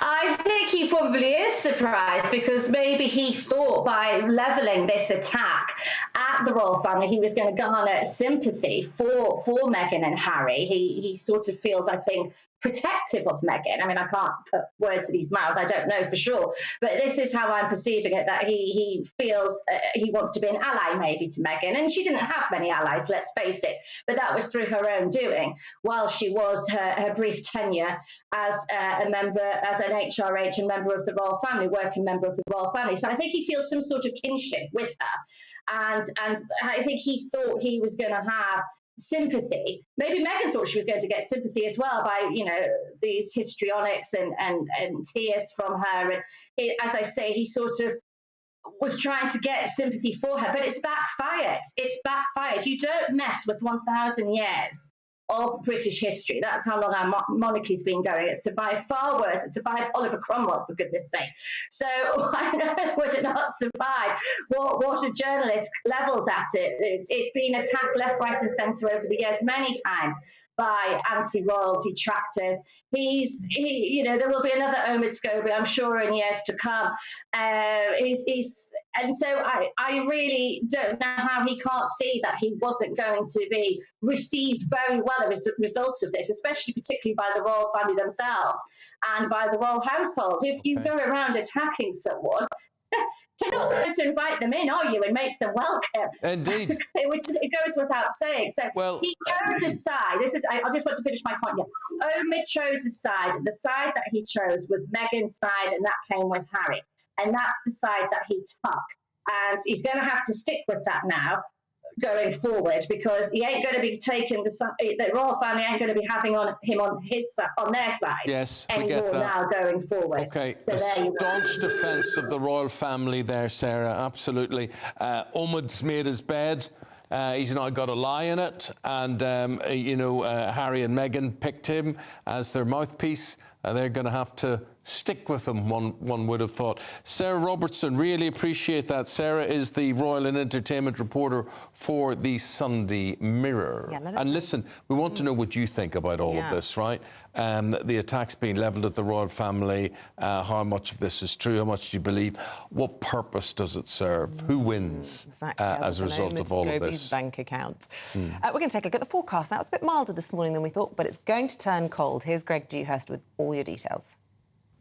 Hello there, I'm Greg Dewhurst and welcome to your latest GB News forecast. It's a bit of a cloudy, wet morning, but it will become brighter as we move through into the afternoon, particularly across the north and the west. And we can see outbreaks of rain across England and Wales, showers across eastern Scotland, some of these wintry leading to an icy start. But slowly through the day, this low-pressure system slips to the southeast. It allows skies to brighten, so sunny spells, Northern Ireland, western Scotland, and then eventually western fringes of England and Wales. Central and eastern England staying quite grey. Cool, temperatures 6 or 7 degrees. Mild initially across the southwest with highs of 11 or 12, but then temperatures dropping away quite quickly as cold air filters southwards on a northerly breeze. Frequent showers still piling in to eastern areas as we head through into the early hours. The west turning calmer with some clear spells and a frost forming. Some fog patches perhaps across southern parts of Scotland. Icy stretches still in the north and temperatures a little lower, generally falling to low single figures in the countryside below freezing. So a frosty start, an icy start across the north and the west, quite a bit of cloud in the south with some fog patches, but it slowly becomes brighter and most of Tuesday will be dry with sunny spells. There will be a scattering of showers largely across northern and western parts of Scotland, a few down the east coast and also 1 or 2 later across central southern England, but plenty of sunshine and a cool feeling day for all. See you soon.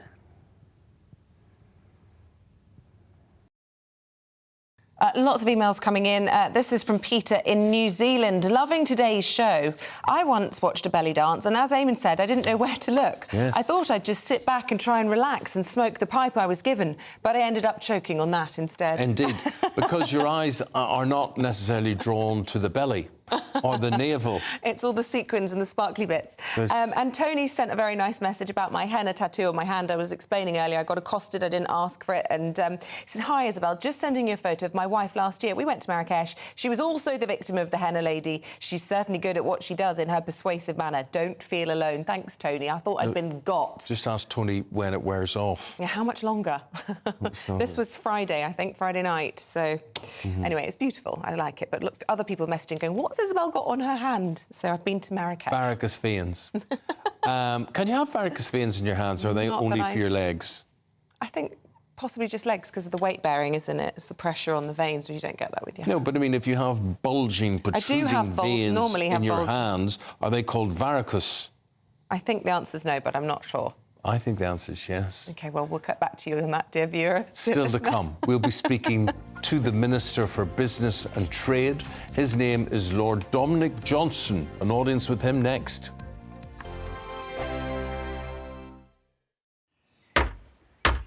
Who is it? We're here for the show. Welcome to the Dinosaur Hour with me, John Cleese. I was married to a therapist. And you survived? I thought we were getting Hugh Laurie. Second best.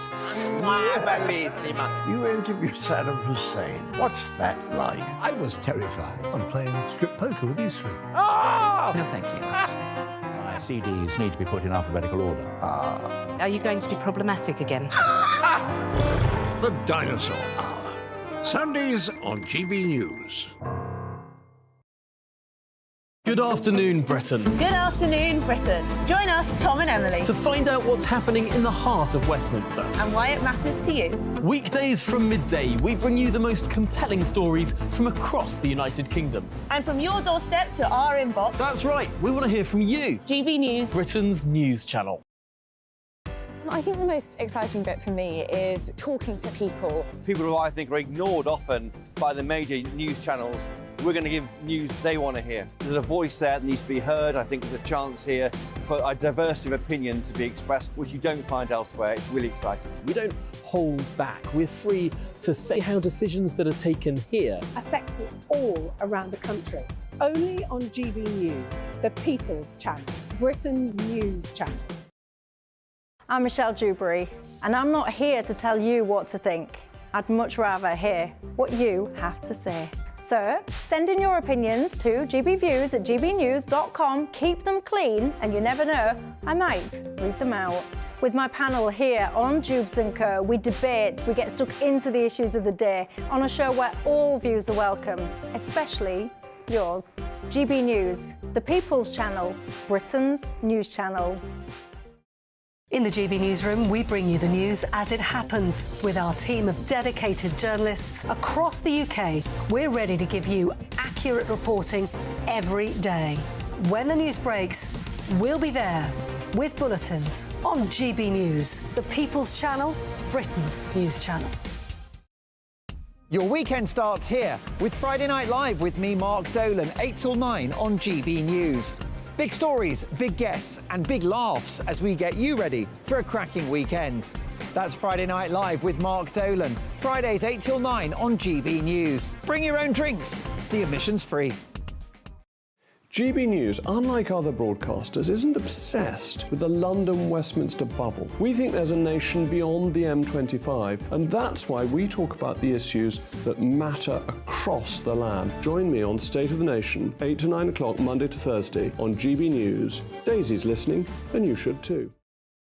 Tired of the usual focus-tested, pre-prepared Westminster runaround? Well, so am I. So you want higher taxes? Is your department to blame for this? Are you rethinking this policy? Every Sunday at 9:30, I'll be sitting down with those in power to get the truth about the issues affecting you. Let's be honest, we've known about the cost pressures of this project for years, not months. That's the Camilla Tominey Show, a politics show with personality. On GB News, the People's Channel, Britain's news channel.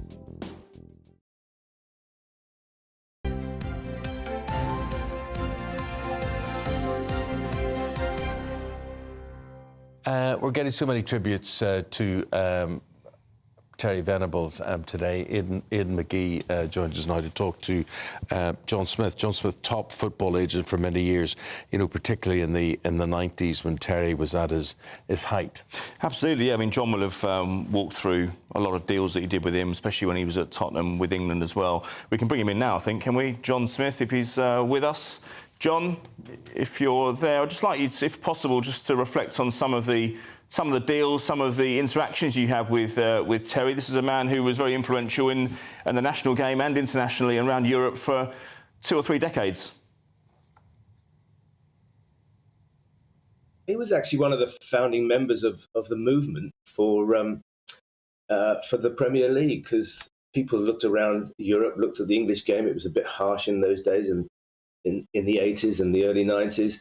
And he was the beacon of bright light that people said, well, if people like him can coach footballers, then maybe the English game isn't quite as austere as it was.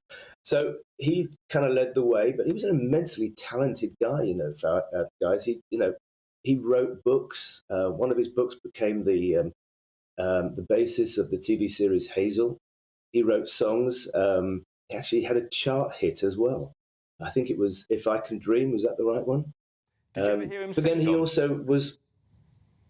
Yes, no, he was really good. He had a club in London called Scribes, and we used to go there, and occasionally, if he had a good win on a Saturday, he'd be out there giving it large on Saturday night. But he was the definitive coach of the 90s. I remember him chatting to, I was the England team agent at the time, I remember him chatting to Paul Gascoigne and saying, I know people want to restrain you, people want you to do what you want to do. I just want you to be you. Now go play, go be what you can be. And he just, he managed to get the expression of players out onto the pitch. He really was generationally in front of his time as a coach. But you see, John, you could look at that another way. He could be, you know, he could outgrow the sphere that he's in. He could be innovative. He could be brilliant. He could be all those things. But maybe he was just insecure at the end of the day. Maybe he thought, and I'd be interested from your point of view as an agent there, did he want other work because he thought football would come to an end? No, I don't think it was that really, Eamonn. I think it was, he had talent. He enjoyed expressing himself. He enjoyed telling other people how to express themselves.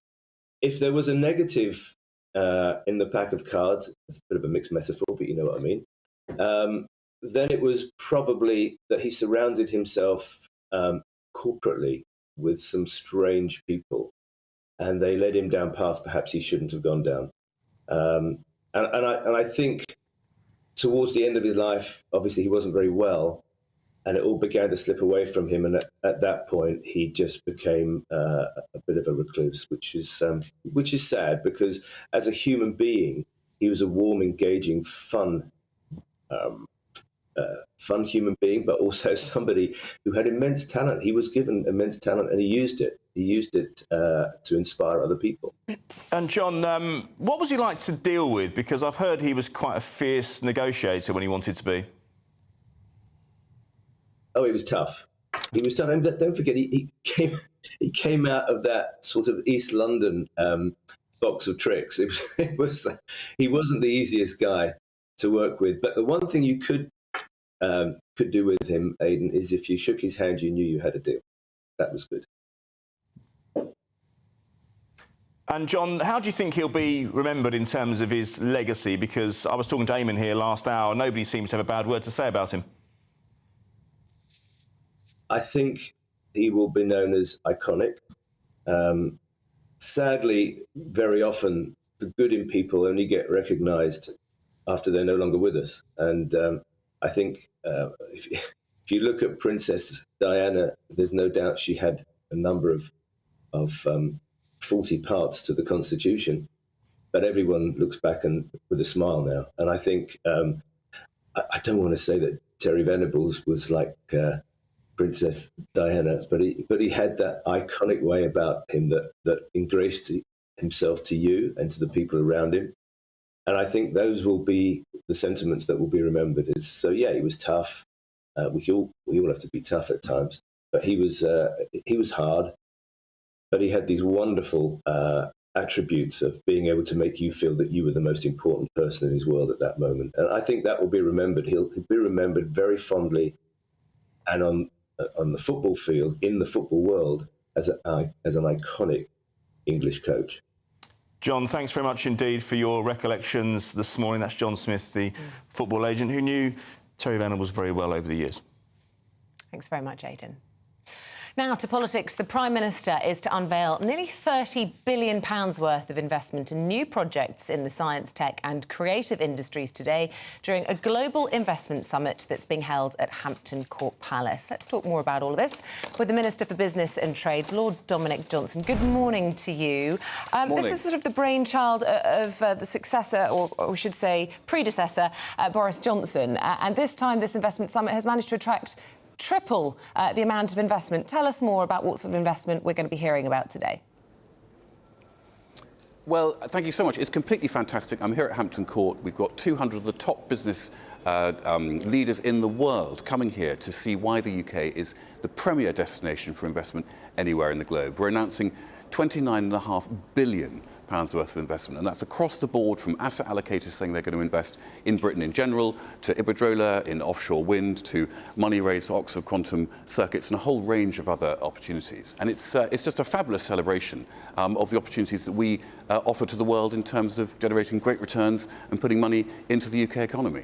How are you reassuring those businesses then who like certainty about the prospect of probably a Labour government next year, but also, you know, there's been a lot of flip-flopping on policy over the last few years under a Tory administration. You know, how do you reassure businesses who are investing huge sums of money that that's the right move for them? They wouldn't be better off going to Florida or to Texas, where, you know, it's tax-free and they don't have any of the uncertainty we have here? Well, sure. I mean, I hear that, and predictability and stability is absolutely at the core of our offering. I mean, the fact is we've got just under £30 billion being committed today, which is a very clear sign that businesses want to come to the UK. Earlier in the week, we announced £20 billion from Korean businesses investing in the UK. Again, a whole range of different types of businesses, from big asset allocations through to a Parisian bakery operating in London. So, you know, the proof of the pudding are in the money flows. And they're coming here really because of the framework that this Conservative government has established to make us investable. Now, the Prime Minister has a very clear goal to turn us into a science and technology superpower. And they're not just empty words. That's not just an election slogan.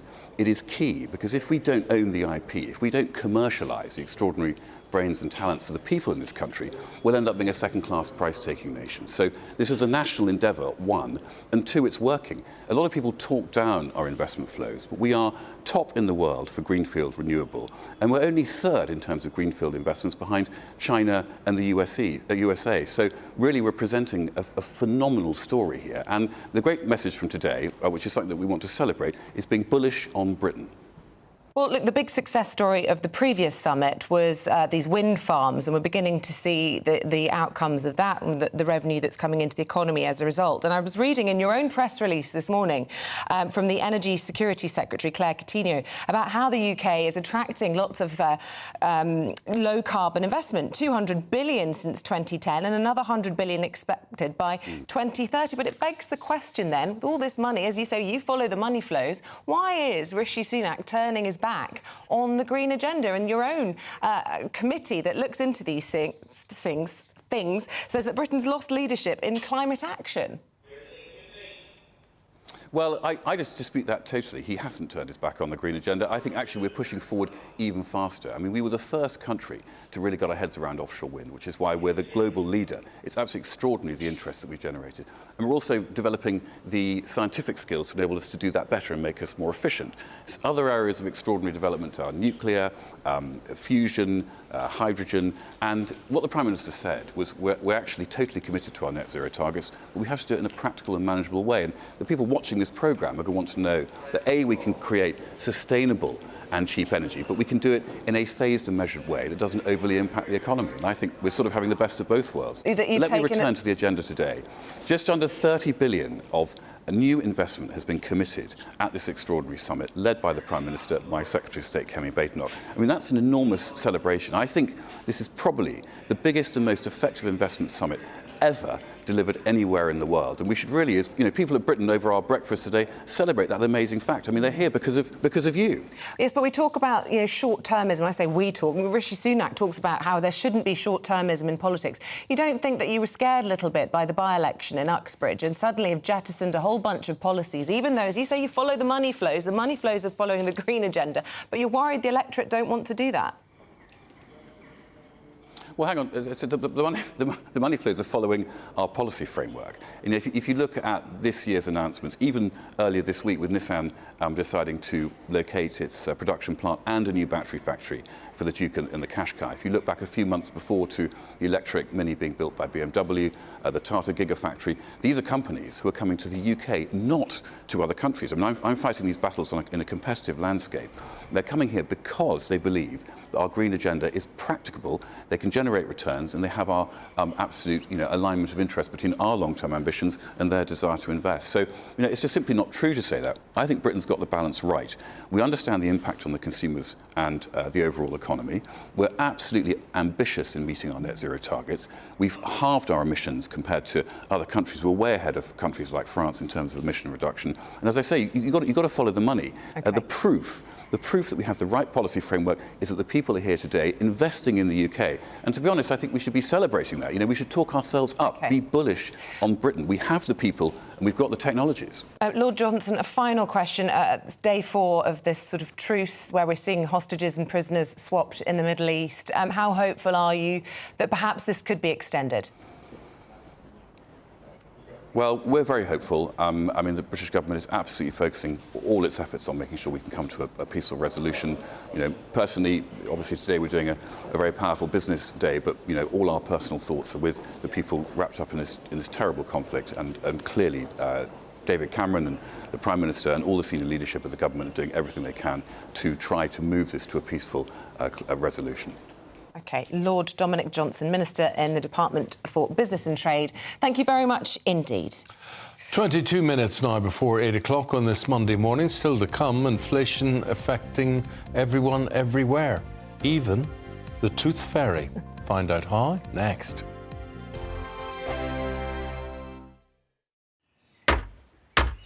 Who is it? We're here for the show.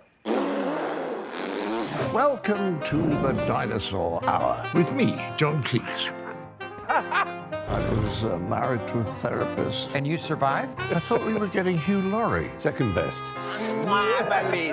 You interviewed Saddam Hussein. What's that like? I was terrified. I'm playing strip poker with these three. No, thank you. My CDs need to be put in alphabetical order. Are you going to be problematic again? The Dinosaur Hour. Sundays on GBNews.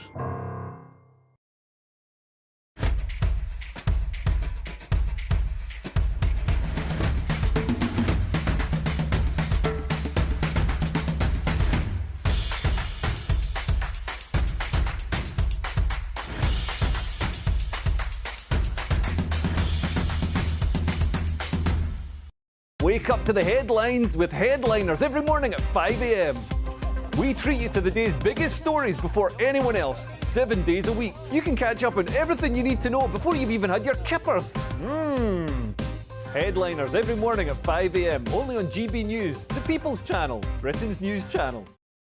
GB News, unlike other broadcasters, isn't obsessed with the London-Westminster bubble. We think there's a nation beyond the M25, and that's why we talk about the issues that matter across the land. Join me on State of the Nation, 8 to 9 o'clock, Monday to Thursday, on GB News. Daisy's listening, and you should too. I think the most exciting bit for me is talking to people. People who I think are ignored often by the major news channels. We're going to give news they want to hear. There's a voice there that needs to be heard. I think there's a chance here for a diversity of opinion to be expressed, which you don't find elsewhere. It's really exciting. We don't hold back. We're free to say how decisions that are taken here affect us all around the country. Only on GB News, the People's Channel, Britain's news channel. There's only 3 people you can trust in life. Your doctor, your lawyer, and your nana. I'm not sure. So join me, Nana Aquia, at 3 p.m. every Saturday and Sunday, where we discuss the biggest topics of the weekend. Be ready for battle. Could you be quiet? What is this? It's on your teeth. It's on your teeth. I don't bite. Well, not without a good reason. Always honest, always fun. Every weekend at 3 p.m. on GB News, the People's Channel, Britain's news channel. Your weekend starts here with Friday Night Live with me, Mark Dolan, 8 till 9 on GB News. Big stories, big guests and big laughs as we get you ready for a cracking weekend. That's Friday Night Live with Mark Dolan. Fridays 8 till 9 on GB News. Bring your own drinks. The admission's free. Tired of the usual focus-tested, pre-prepared Westminster runaround? Well, so am I. So you want higher taxes? Is your department to blame for this? Are you rethinking this policy? Every Sunday at 9:30, I'll be sitting down with those in power to get the truth about the issues affecting you. Let's be honest, we've known about the cost pressures of this project for years, not months. That's the Camilla Tominey Show, a politics show with personality. On GB News, the People's Channel, Britain's news channel.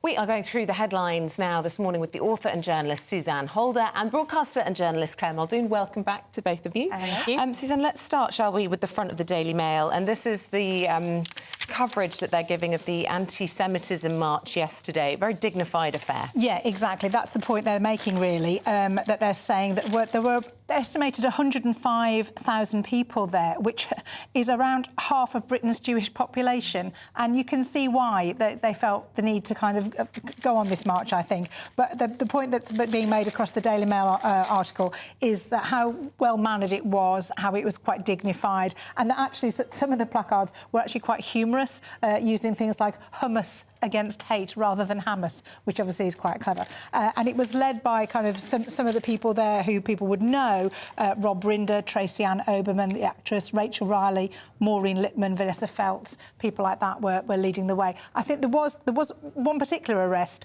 of somebody who we perhaps would call a far-right rabble-rouser, who I'm not going to name because that's what he wants. So that's why I'm not going to name him.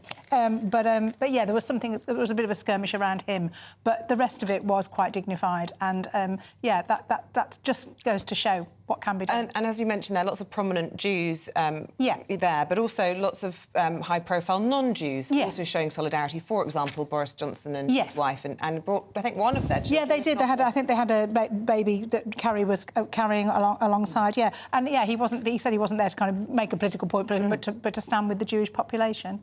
Meanwhile, the hostage exchange, Claire, and the Guardian are featuring this front page for them today.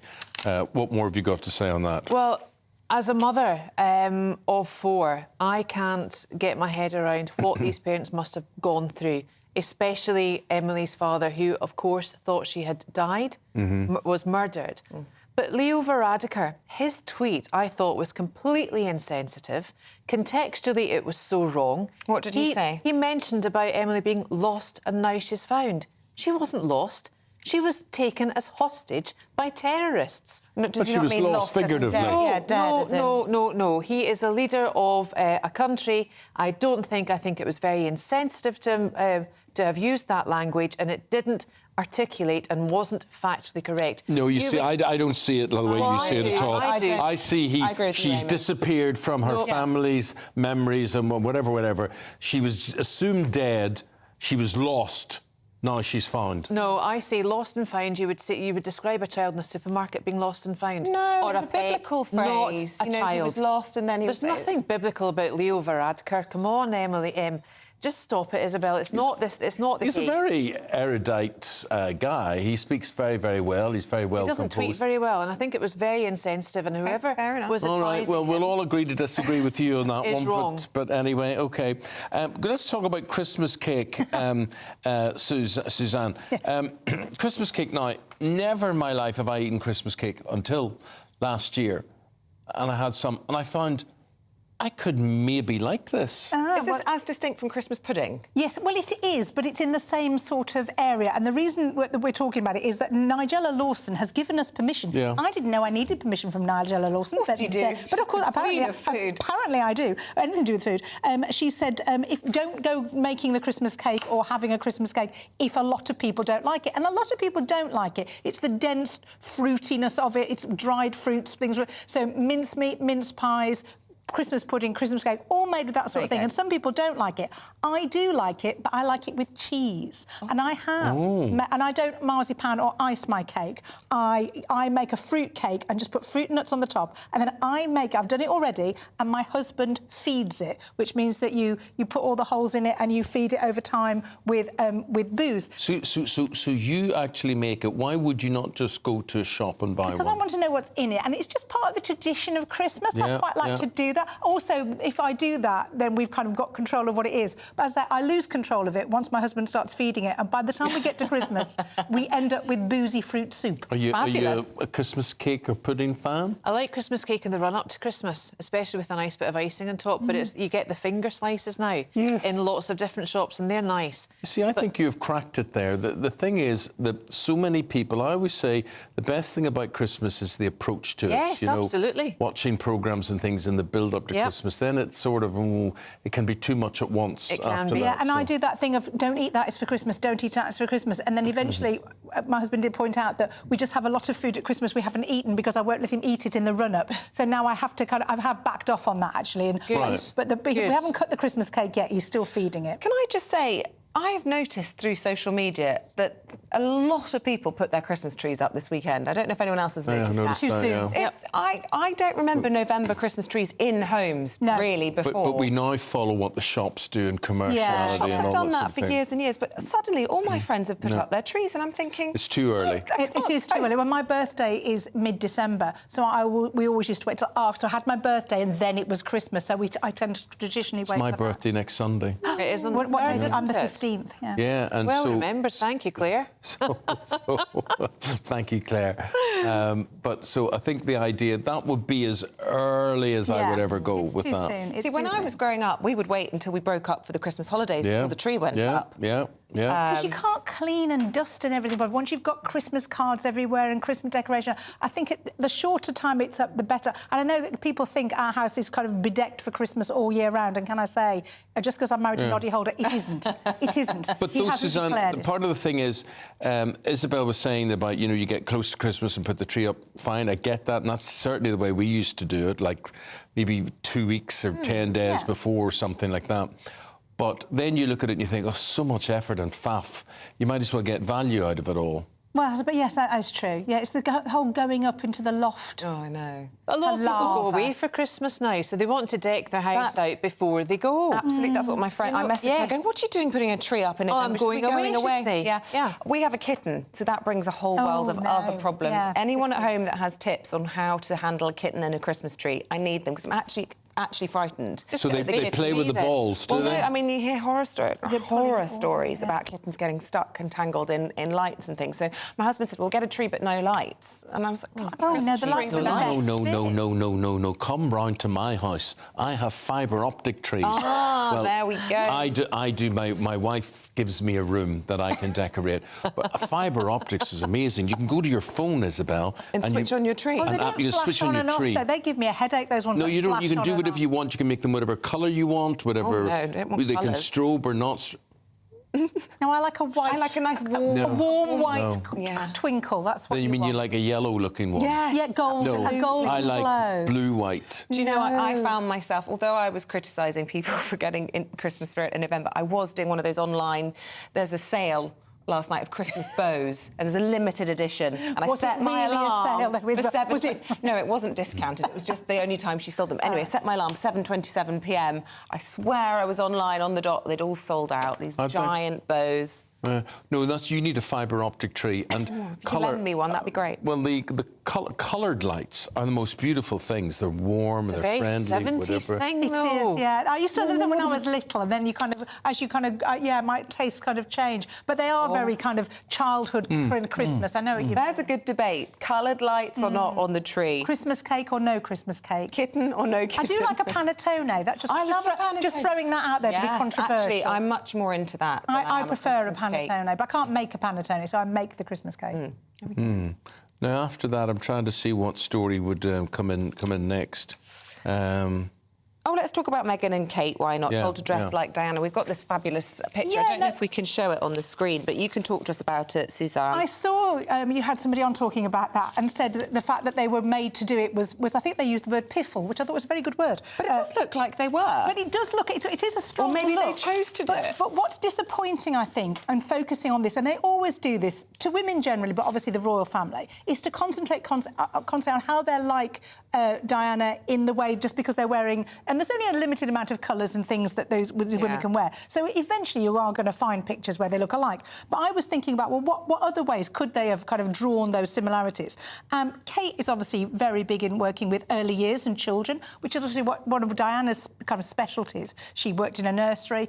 Meghan was, when she was here, was a patron of the arts, and that could have been something that she'd carried on doing if she'd bothered to kind of do the job. And that's obviously something that Diana was obviously into as well. Diana gave me a twirl one day. Oh. I happened to say how nice her outfit, and she says, would you like it? And she did a twirl for me. It explained it all to me. It was a particular green and with black lapels, velvet suit. So it was. Oh, I know the one you mean, actually. See, do you know the one? I know the one you mean as well. We can all tell Images of Diana very strong. She described it as, she said, yes, RUC green, meaning Royal Ulster Constabulary.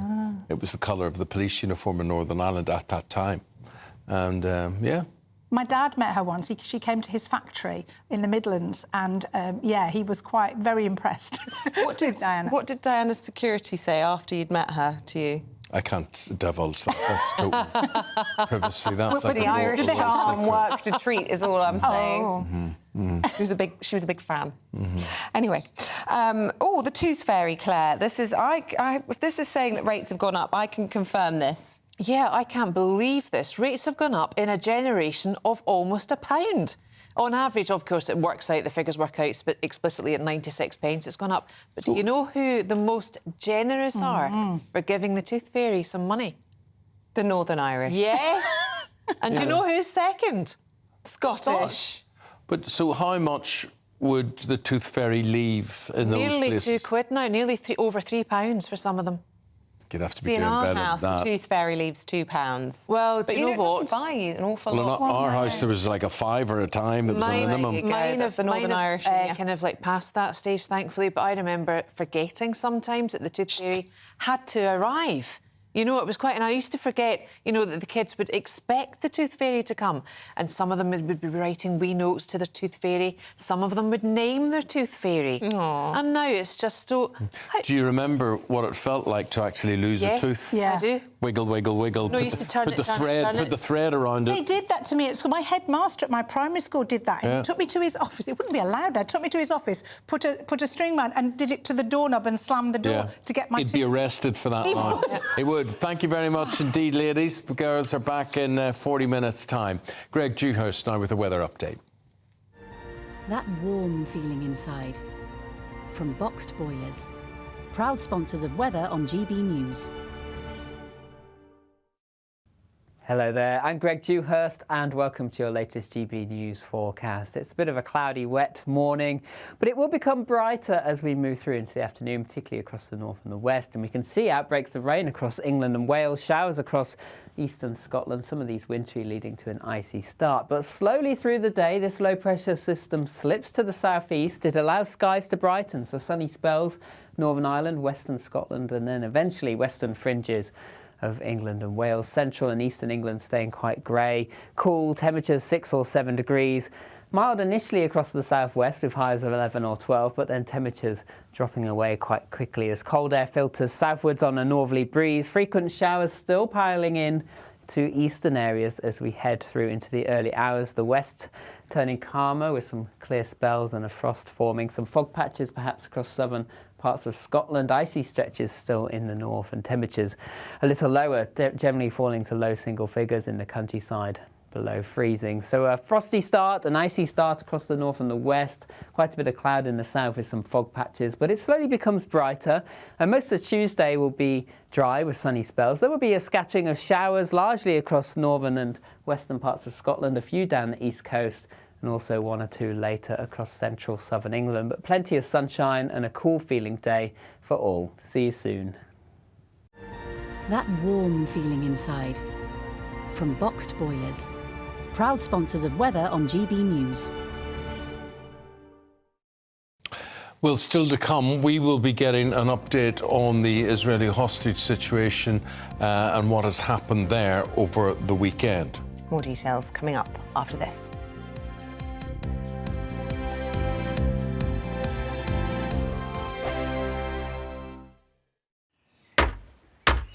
Who is it? We're here for the show. Welcome to the Dinosaur Hour with me, John Cleese. I was married to a therapist. And you survived? I thought we were getting Hugh Laurie. Second best. You interviewed Saddam Hussein. What's that like? I was terrified. I'm playing strip poker with you three. Oh! No, thank you. My CDs need to be put in alphabetical order. Are you going to be problematic again? The Dinosaur Hour. Sundays on GB News. Good afternoon, Britain. Good afternoon, Britain. Join us, Tom and Emily, To find out what's happening in the heart of Westminster. and why it matters to you. Weekdays from midday, we bring you the most compelling stories from across the United Kingdom. And from your doorstep to our inbox. That's right, we want to hear from you. GB News. Britain's news channel. I think the most exciting bit for me is talking to people. People who I think are ignored often by the major news channels. We're going to give news they want to hear. There's a voice there that needs to be heard. I think there's a chance here for a diversity of opinion to be expressed, which you don't find elsewhere. It's really exciting. We don't hold back. We're free to say how decisions that are taken here affect us all around the country.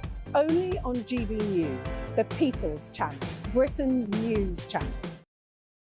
I'm Michelle Dewberry, and I'm not here to tell you what to think.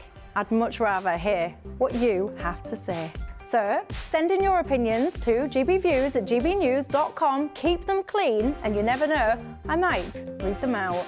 With my panel here on Jubes & Co, we debate, we get stuck into the issues of the day on a show where all views are welcome, especially yours. GB News, the People's Channel, Britain's news channel. In the GB Newsroom, we bring you the news as it happens. With our team of dedicated journalists across the UK, we're ready to give you accurate reporting every day. When the news breaks, we'll be there with bulletins on GB News, the People's Channel, Britain's news channel. Your weekend starts here with Friday Night Live with me, Mark Dolan, 8 till 9 on GB News. Big stories, big guests and big laughs as we get you ready for a cracking weekend. That's Friday Night Live with Mark Dolan, Fridays 8 till 9 on GB News. Bring your own drinks, the admission's free. GB News, unlike other broadcasters, isn't obsessed with the London-Westminster bubble. We think there's a nation beyond the M25, and that's why we talk about the issues that matter across the land. Join me on State of the Nation, 8 to 9 o'clock, Monday to Thursday on GB News. Daisy's listening, and you should too. Tired of the usual focus-tested, pre-prepared Westminster runaround? Well, so am I. So you want higher taxes? Is your department to blame for this? Are you rethinking this policy? Every Sunday at 9:30, I'll be sitting down with those in power to get the truth about the issues affecting you. Let's be honest, we've known about the cost pressures of this project for years, not months. That's the Camilla Tominey Show, a politics show with personality. On GB News, the People's Channel, Britain's news channel.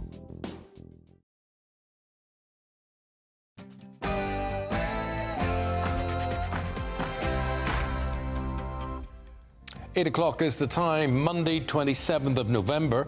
You're tuned in to Breakfast on GB News with Eamonn and Isabel. And you're very welcome. Here's what's leading the programme this morning. Families and loved ones reunited as the third exchange of hostages and prisoners between Israel and Hamas took place over the weekend. This comes as over 100,000 people took to the streets of London yesterday. It's one of the biggest marches against anti-Semitism that there has been.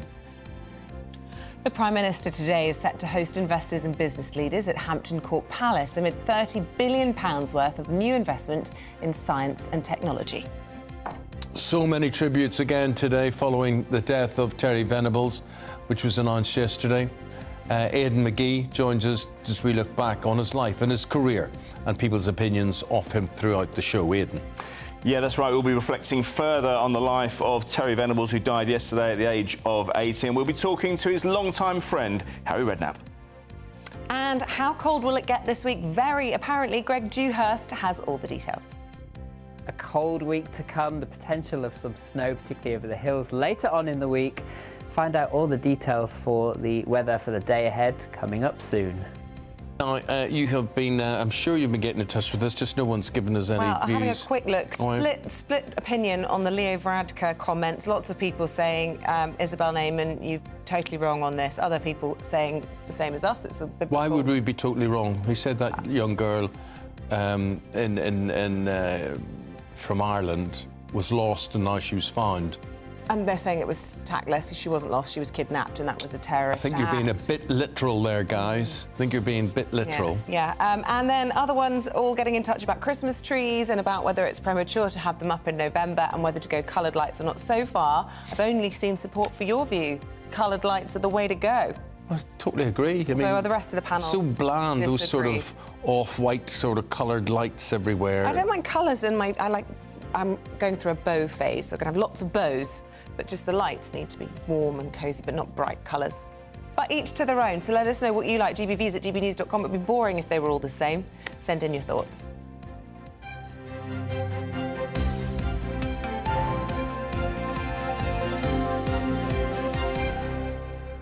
So a further 17 hostages held by Hamas were released yesterday. Amongst those, Abigail Edan. She turned 4 on Friday. She is dual Israeli and US nationality.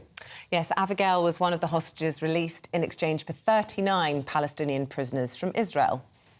Since Friday, a total of 58 have been released, mostly women and children. That includes citizens also from Russia, from Thailand and the Philippines.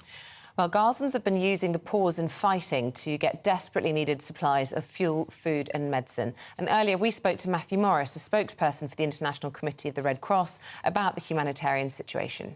The intensity of the fighting in Gaza has meant that humanitarians have obviously struggled to do what is needed. And we know, I'm sure your viewers who've been following this in recent weeks have known how difficult it is to get aid supplies in, but also to get people out, medical evacuations, for example. Hamas says it's now seeking to extend the current truce, which is a 4-day truce, and increase the number of hostages released, a position international leaders, including the US, are supportive of. So I'm hopeful this is not the end. It's going to continue. But we don't know. And but I get a sense that all the players in the region, even the neighbors who have been directly involved now, are looking for a way to end this so the hostages are all released and Hamas is completely, how can I say it, no longer in control of any portion of Gaza.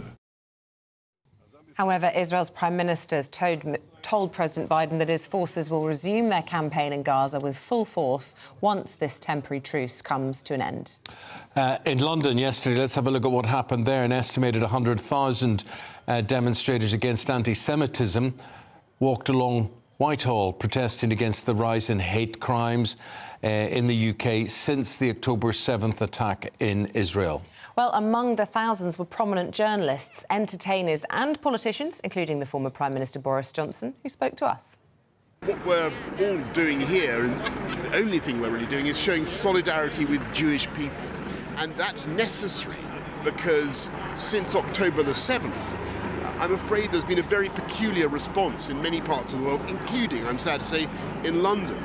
And what we've seen is, I'm afraid, the re-emergence of anti-Semitism and a failure to focus on the appalling terroristic acts of Hamas.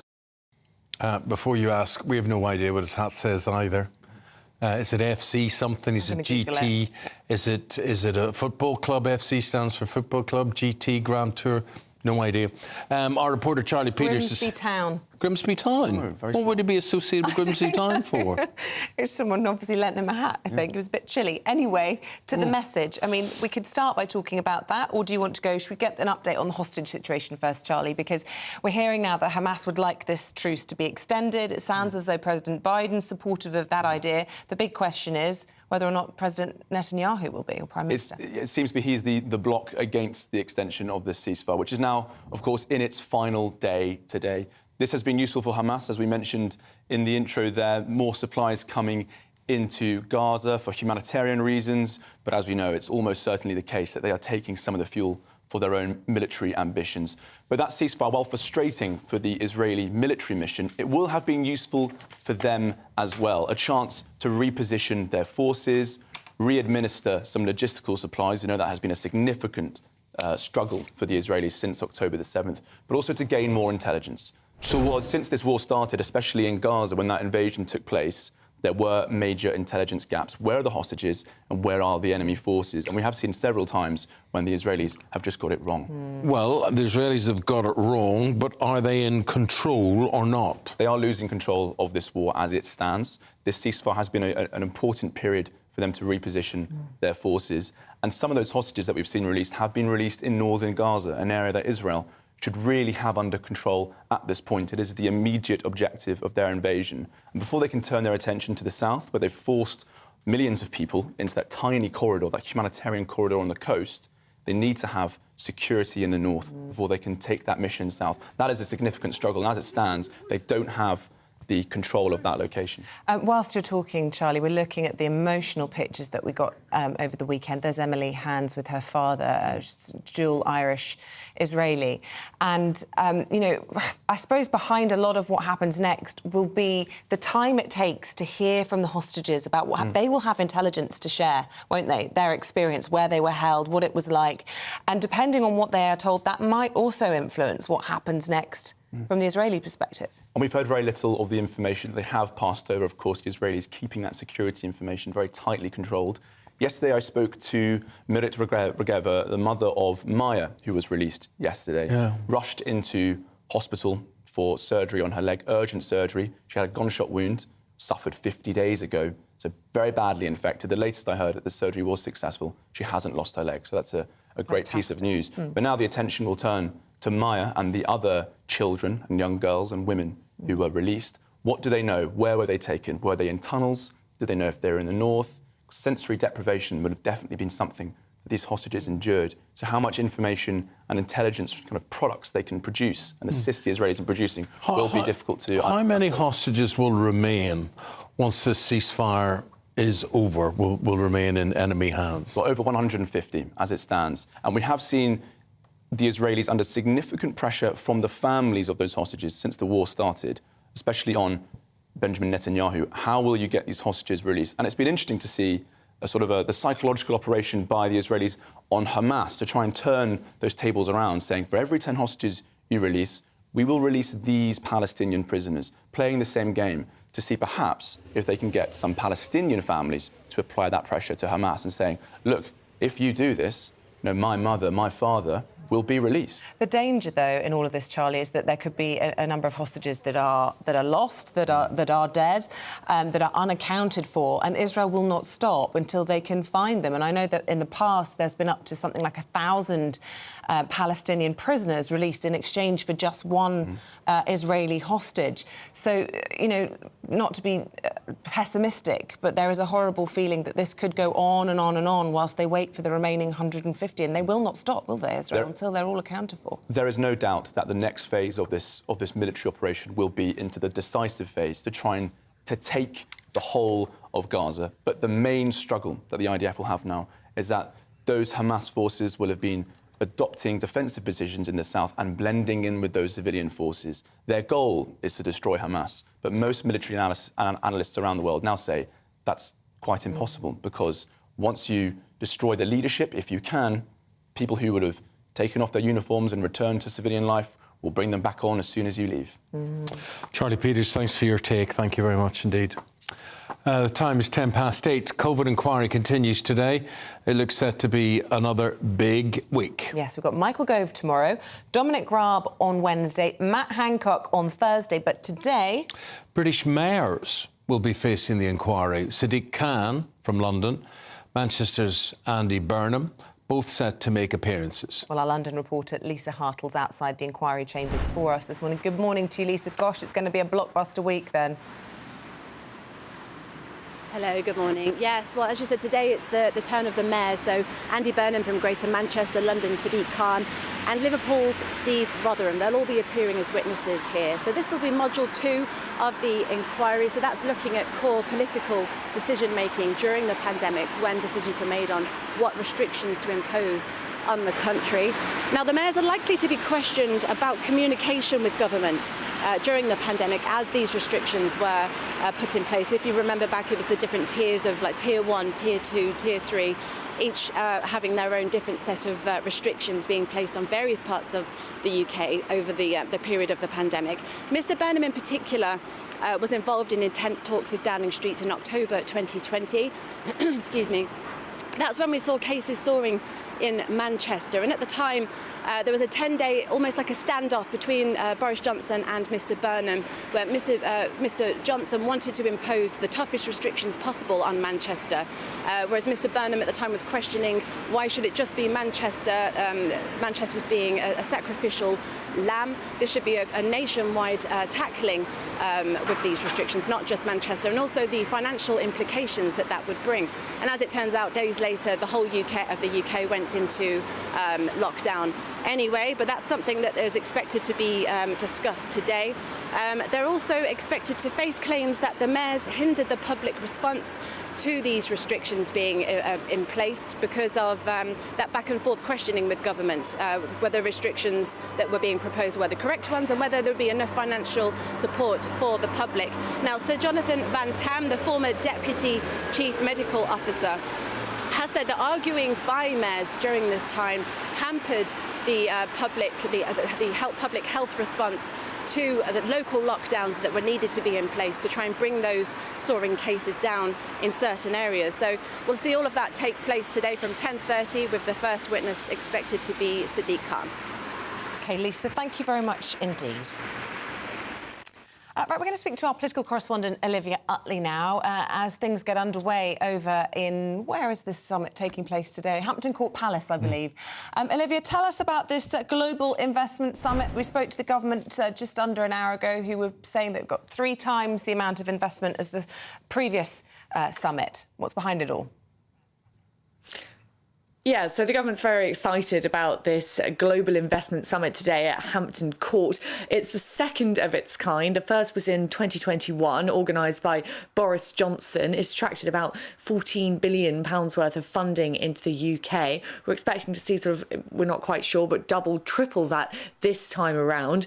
There'll be CEOs, business leaders from across the world coming into Hampton Court today, speaking to Rishi Sunak and investing huge amounts of money in British industry. Now, Rishi Sunak is very, very keen that this is a success, because amid all of the spin in Jeremy Hunt's autumn statement last week, the truth is that Britain's economy looks set to flatline for the next 3 or 4 years. So anything to get the economy moving again is very good for the government. Whether this investment strategy will work remains to be seen. Business leaders have already said that they're concerned about certainty in the long term. They're concerned about investing in Britain because we are very likely to see a change of government very soon, and it's possible that decisions made by Rishi Sunak now could be reversed by Keir Starmer later.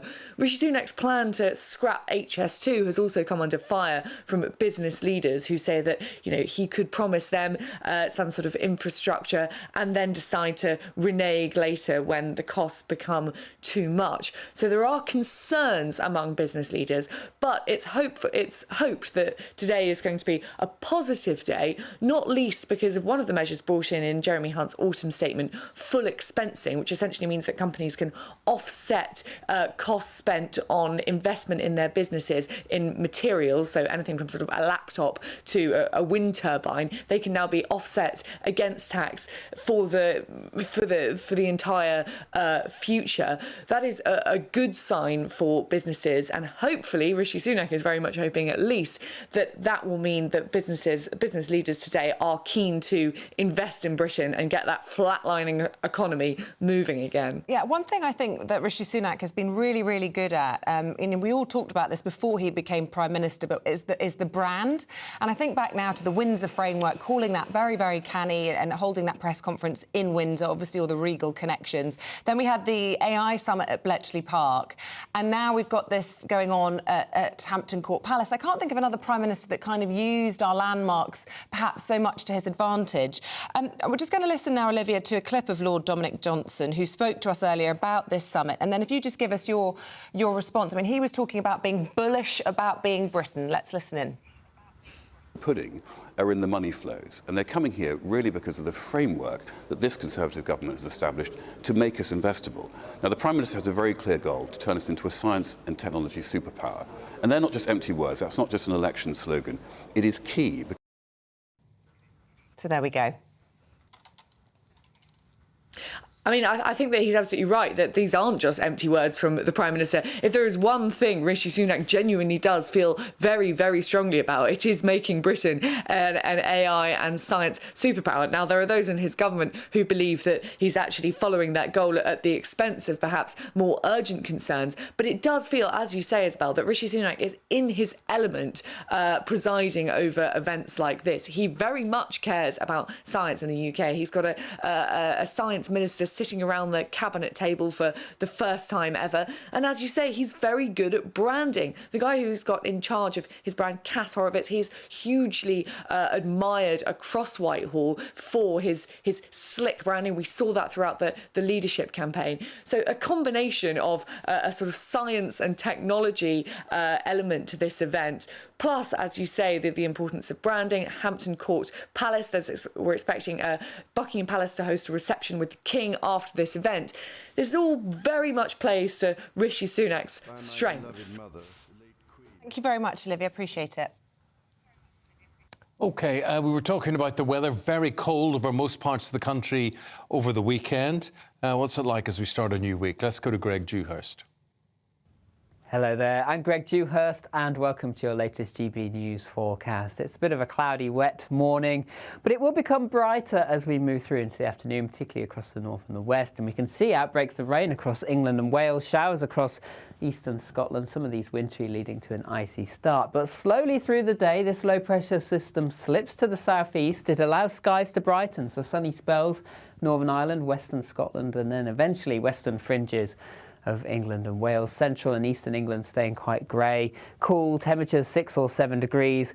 Mild initially across the southwest with highs of 11 or 12, but then temperatures dropping away quite quickly as cold air filters southwards on a northerly breeze. Frequent showers still piling in to eastern areas as we head through into the early hours. The west turning calmer with some clear spells and a frost forming. Some fog patches perhaps across southern parts of Scotland. Icy stretches still in the north and temperatures a little lower, generally falling to low single figures in the countryside below freezing. So a frosty start, an icy start across the north and the west. Quite a bit of cloud in the south with some fog patches, but it slowly becomes brighter.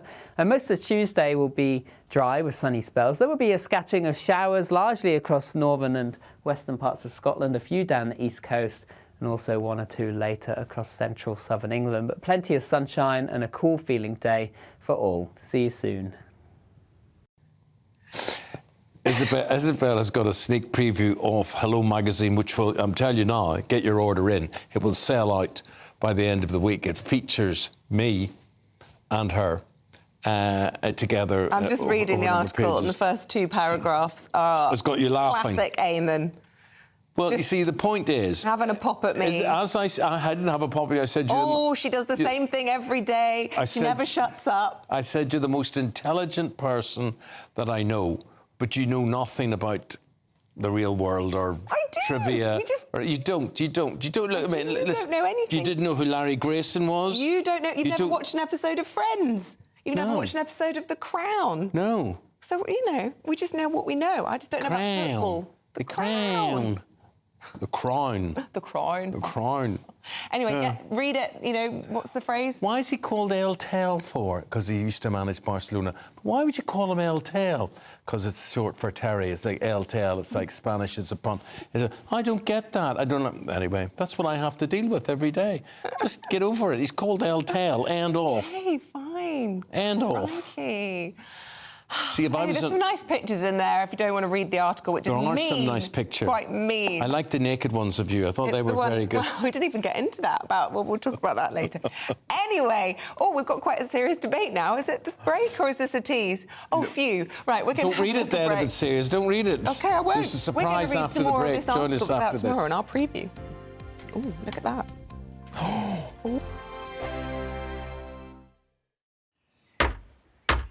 Who is it? We're here for the show. Welcome to the Dinosaur Hour with me, John Cleese. I was married to a therapist. And you survived? I thought we were getting Hugh Laurie. Second best.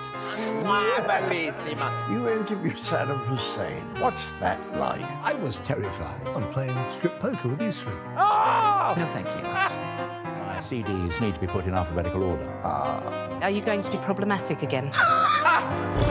The Dinosaur Hour. Sundays on GB News.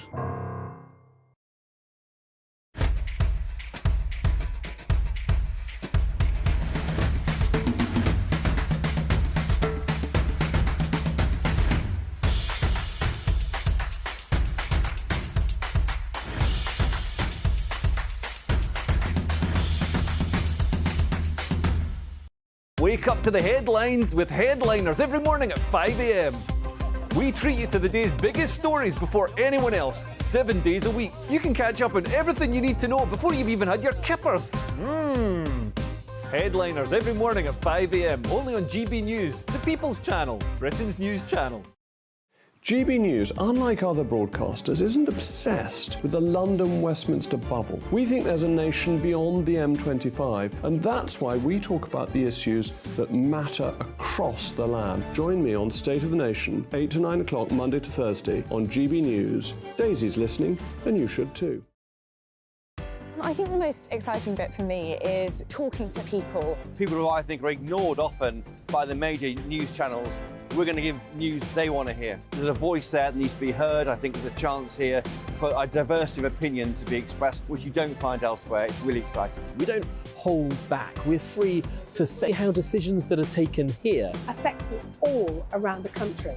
Only on GB News, the People's Channel, Britain's news channel. There's only 3 people you can trust in life. Your doctor, your lawyer, and your nana. I'm not sure. So join me, Nana Aquare, at 3 p.m. every Saturday and Sunday, where we discuss the biggest topics of the weekend. Be ready for battle. Could you be quiet? What is this? It's my new teeth. It's your new teeth. I don't bite. Well, not without a good reason. Always honest, always fun. Every weekend at 3 p.m. on GB News, the People's Channel, Britain's news channel.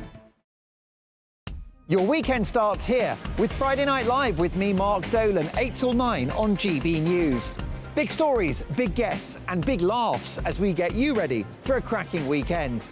That's Friday Night Live with Mark Dolan. Fridays 8 till 9 on GB News. Bring your own drinks. The admission's free. Tired of the usual focus-tested, pre-prepared Westminster runaround? Well, so am I. So you want higher taxes? Is your department to blame for this? Are you rethinking this policy? Every Sunday at 9:30, I'll be sitting down with those in power to get the truth about the issues affecting you. Let's be honest, we've known about the cost pressures of this project for years, not months. That's the Camilla Tominey Show, a politics show with personality. On GB News, the People's Channel, Britain's news channel.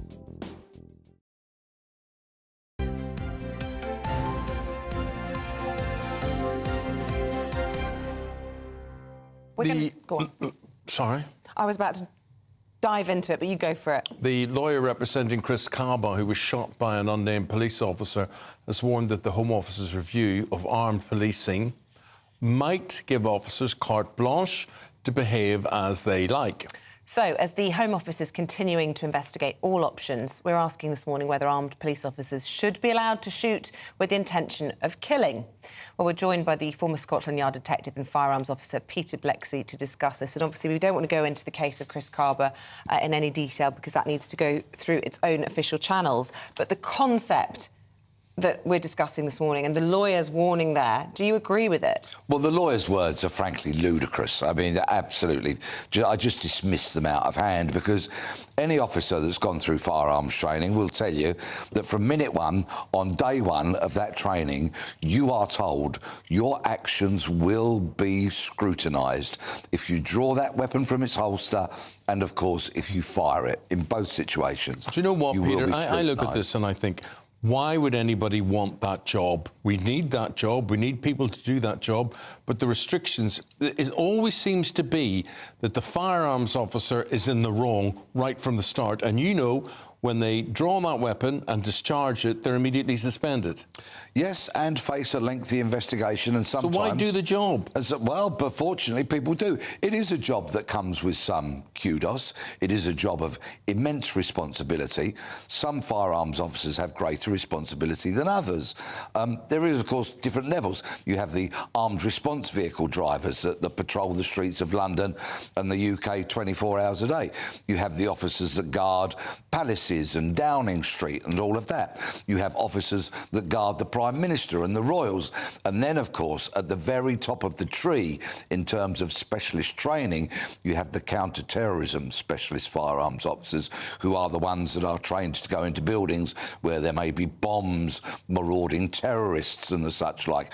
And, of course, their training has to be at the absolute top level, and they have to have incredible levels of fitness. I think it's so easy for us in this country to kind of pretend or imagine that we're in some way similar to America, but the situation is so different that, you know, it's really important to remember that actually we don't have as many guns on the street here in the UK, so therefore we don't need them in the same way that the police or the cops do in the States. But you yourself Never mind the States. Well, every police officer in Northern Ireland is armed. Well, again, you know, and I grew up with that, you know, as well. But it's the same. There is normal policing that goes on in Northern Ireland, by and large.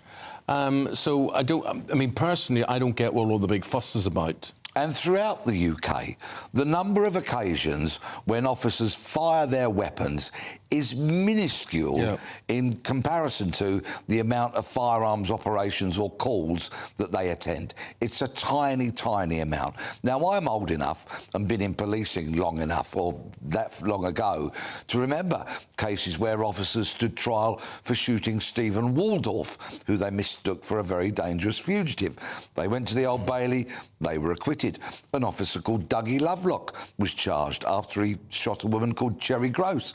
He was acquitted, and in more recent times, a firearms officer called Tony Long was charged with murder of Azelle Rodney, and Tony Long was acquitted. So officers have been held to account. They have gripped that rail in the Old Bailey and stood trial. And of course, there is another case next year. So there is accountability. But what the officers want, and I think this is entirely fair, is a body that investigates them, that is not only seen to be impartial, but is impartial and does not bow to political pressure, and an organisation that conducts its investigations promptly and swiftly so that officers do not have clouds hanging over them for years and years. And you were saying to me in the break there that Suella Braverman actually ordered a review into some of the regulations around this, and actually you think it's really welcome and needed. Yes, I do. And once again, I don't hesitate to say it's nonsense what the lawyer said about giving officers carte blanche. They know they will be scrutinised. And of course, our police officers should be scrutinised, but fairly, efficiently and promptly.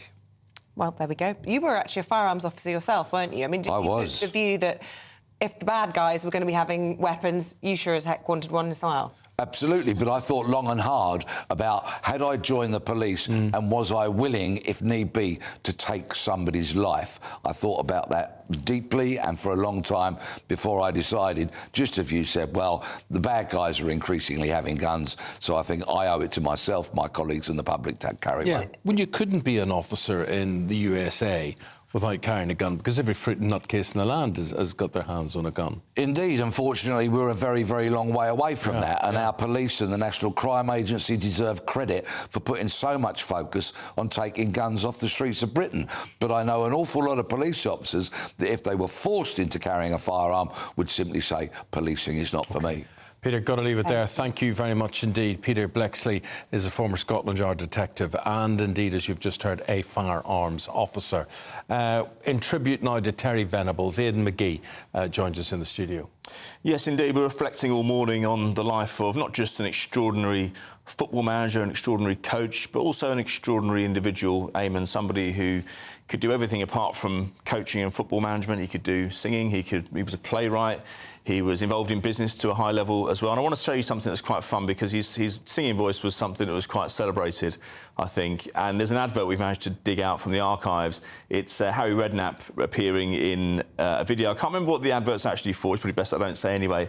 But it's Terry Venables behind the mic, singing, doing what he does best. Have a look at this now.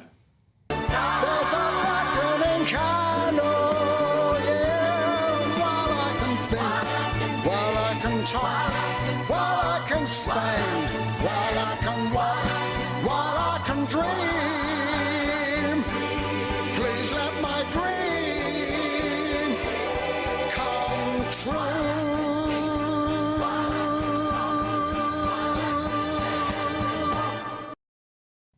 Well, we don't know what it was for, but maybe we can find out from somebody who starred in that ad with him. We say good morning to former Tottenham manager of many, many other clubs, friend of Terry Venables and singing companion there, Harry Redknapp. Good morning, Harry.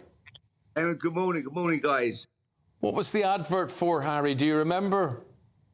Do you know, I'm sitting here, Eamonn, trying to remember what it was for. I really can't remember. That was quite a few years ago. Well, it was a big one. Terry could do everything. As you know, he was a great personality, great character. Players loved to play for him. He was great fun, but also an amazing football coach. So forward-thinking, great football ideas. You know, a special person.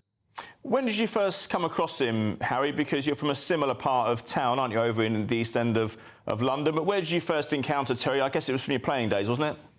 Yeah, as a young player at West Ham, Terry would have been a few years older, but he was a young player at Chelsea and already broken into the first team at a very early age. And they tell me back in them days, he was organising set plays, free kicks, even though when he first broke in the first team, he'd be telling Tommy Docherty, Dave Sexton, people like that, what they should be doing with us on the set plays, you know. Ted Drew, that was how he was. He just had this amazing football brain. And I think when you listen to the tributes coming in, everybody just enjoyed being around him and playing for him. He had that personality, just infectious. What was different about the way he thought about football, Harry? Innovative, brilliant? What was he doing that, say, you know, that you haven't done in your career? Well, it was always always coming up with ideas, different ideas, how to play, different systems, different little things that he could tweak. But most importantly, I think it was his personality. People loved being around him. He had one of them personalities that people enjoyed coming in every day to work for him, train with him. You look at the Crystal Palace video that... there was a great video out of it, and we called Team of the 80s, where he was with Malcolm Allison, and it was just a great, the young players there, Kenny Sanson, Vince Hilaire, all them great young players that they produced there. But wherever you go, the England players, I think Euro 96, you know, however he lost, they didn't keep him on after that, I'll never know, because that was probably the most enjoyable time we've had since Euro 90, since the World Cup win in '66. That time at Wembley when the whole country was behind England. We should have gone all the way and won that competition, but played some great football. And Terry was the manager of that team. And you look at all them players, and And when you listen to him now, how much they enjoy being around him, it was fantastic times. And Harry, you touched on it a few moments ago, but what kind of company was he away from the field of play? Oh, great company. He was one of them guys you want to be with. You know, he was a fun character. He just loved life. And, you know, he'd get up and sing. He'd love to sing. He'd get up. He opened his own. He had a nightclub in London that he opened at one time. It was called Scribes. And I think all the reporters used to get in there. So it was called Scribes. And he'd get up every night and give a few songs. What do you want to make those eyes at me for? Was one of his favourites. But no, everybody enjoyed being with Terry. That was for sure. And as I say, they don't make too many like him because he had that personality you can't give to people. He was just a great football man, but also great fun to be around. And a seemingly natural businessman as well, Harry. He had interests, I mean, from writing plays, from writing books, from the screenplays, from being involved in, you mentioned the nightclub there as well. Do you think he spread himself maybe a bit too thin from that point of view, or was all that fine? Maybe. You know what it's like, Eamonn, you know, because he had a bit of a Cockney accent and people, he's a bit of a lad or whatever. You know, what he was an incredible football man. He wasn't boring. Players didn't come in every day, oh, my God, what, you know, he's going to bore us all to tears today. He's going to come in and make training fun, training interesting. We'll learn something today from being around him. And there's not enough around like that. He was special. And you can imagine him and Malcolm Allison, what a team they were. They were incredible together. At Crystal Palace. That's right, yeah. Crystal Palace, great times, That was a bit of a wherever he went, he talked to all them great players that have come out yesterday and said how much they loved him. He was the best coach they worked with. Harry, do you think if they'd won that semi-final in '96, do you think they would have gone on to win it? I mean, Germany went up against Czech Republic in the final. It's just the great what might have been, isn't it? Oh, for sure. That was a great time. The whole country was enjoying that Euro '96. You know, we were all singing "It's coming home," football's coming home. It was a great, and it was a team that played with. It typified Terry. It played with no fear, that team. It played with fun. It had sort of joy on it. Gaza scoring that goal. You know, lots of managers probably, when Gaza went out and the lads went out, I think they were in, where were they, Hong Kong or something, I don't know, when they went on the tour. Yeah, before the World Cup and had a night out that got a bit heavy. Lots of managers wouldn't have, but he didn't. Gaza and that, he got the best out of Paul Gascoigne and the rest of the squad. And when Gaza scored that amazing goal at Wembley and did this celebration, you know, on the floor, that was all Terry's personality coming out in that team. Well, happy memories. Harry, thank you for sharing them and paying tribute to your friend and colleague, and we really appreciate your time this morning. Harry Redknapp, thank you very much. Always fab to talk to Harry, and Harry, friend of the show as well. We have some breaking news for you. The Prime Minister's been speaking in the last few moments. He's just arrived at Hampton Court Palace ahead of his Global Investment Summit. Let's have a listen to what he had to say. Global Investment Summit is Britain's welcome to the business world, attended by over 200 of the world's leading CEOs and investors. My singular focus is driving growth and creating jobs across the UK. So I'm delighted that we've secured investments worth around £30 billion, 3 times the amount that was secured last time this summit was held a little while ago. And that comes on the back of a very positive autumn statement where we cut taxes for those businesses that are investing in our future growth, and also the great announcement from Nissan last week, securing the future of that plant in Sunderland, building 3 new lines of a generation of electric vehicles. So very positive momentum behind the UK economy. So well, just very quickly, Prime Minister, net migration is a record high. 745,000 came here in 2022. You told us in the newspaper you'll do other things to try and cut net migration. What are they? Why not lift the salary to get a visa from £26,000 a year to £40,000 a year? That's what Sally Braverman and Boris Johnson suggest.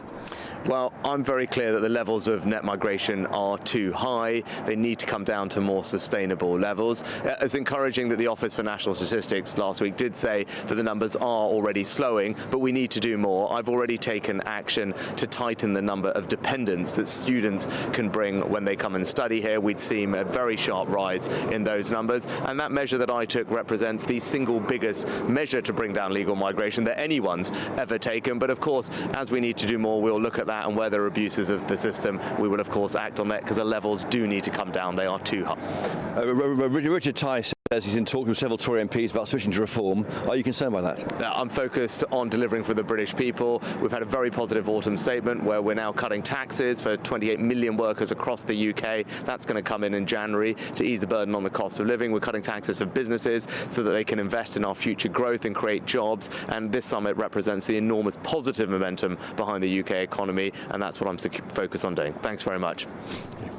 Prime Minister Rishi Sunak speaking to Christopher Hope for us there, and we're going to speaking to Christopher in around 20 minutes' time. He had a good go, didn't he, about trying to get the details on that deal that was done before Sunak became Prime Minister with Suella Braverman and on raising that threshold. We'll get some analysis on what Christopher thinks of his response in a little while.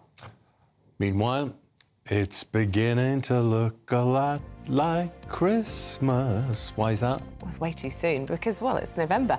No, actually, steam railways are turning on their Christmas lights. We'll have all the details in Headline Makers next.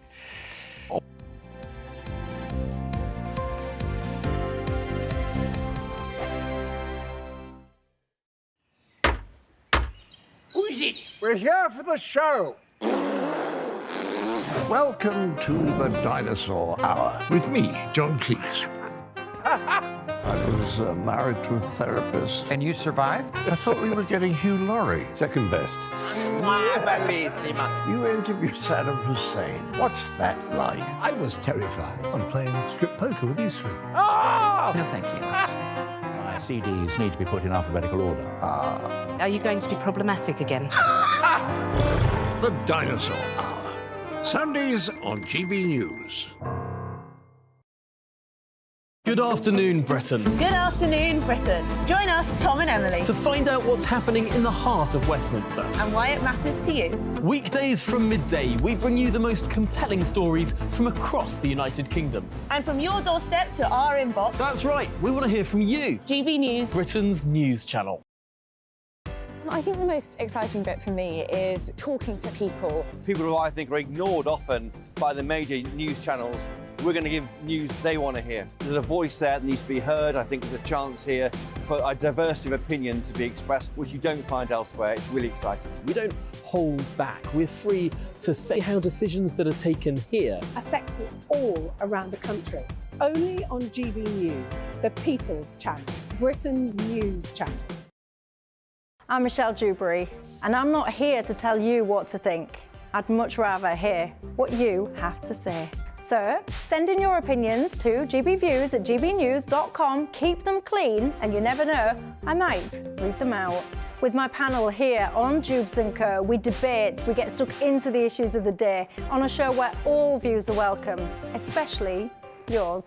GB News, the People's Channel, Britain's news channel. In the GB Newsroom, we bring you the news as it happens. With our team of dedicated journalists across the UK, we're ready to give you accurate reporting every day. When the news breaks, we'll be there with bulletins on GB News, the People's Channel, Britain's news channel. Your weekend starts here with Friday Night Live with me, Mark Dolan, 8 till 9 on GB News. Big stories, big guests and big laughs as we get you ready for a cracking weekend. That's Friday Night Live with Mark Dolan. Fridays 8 till 9 on GB News. Bring your own drinks. The admission's free.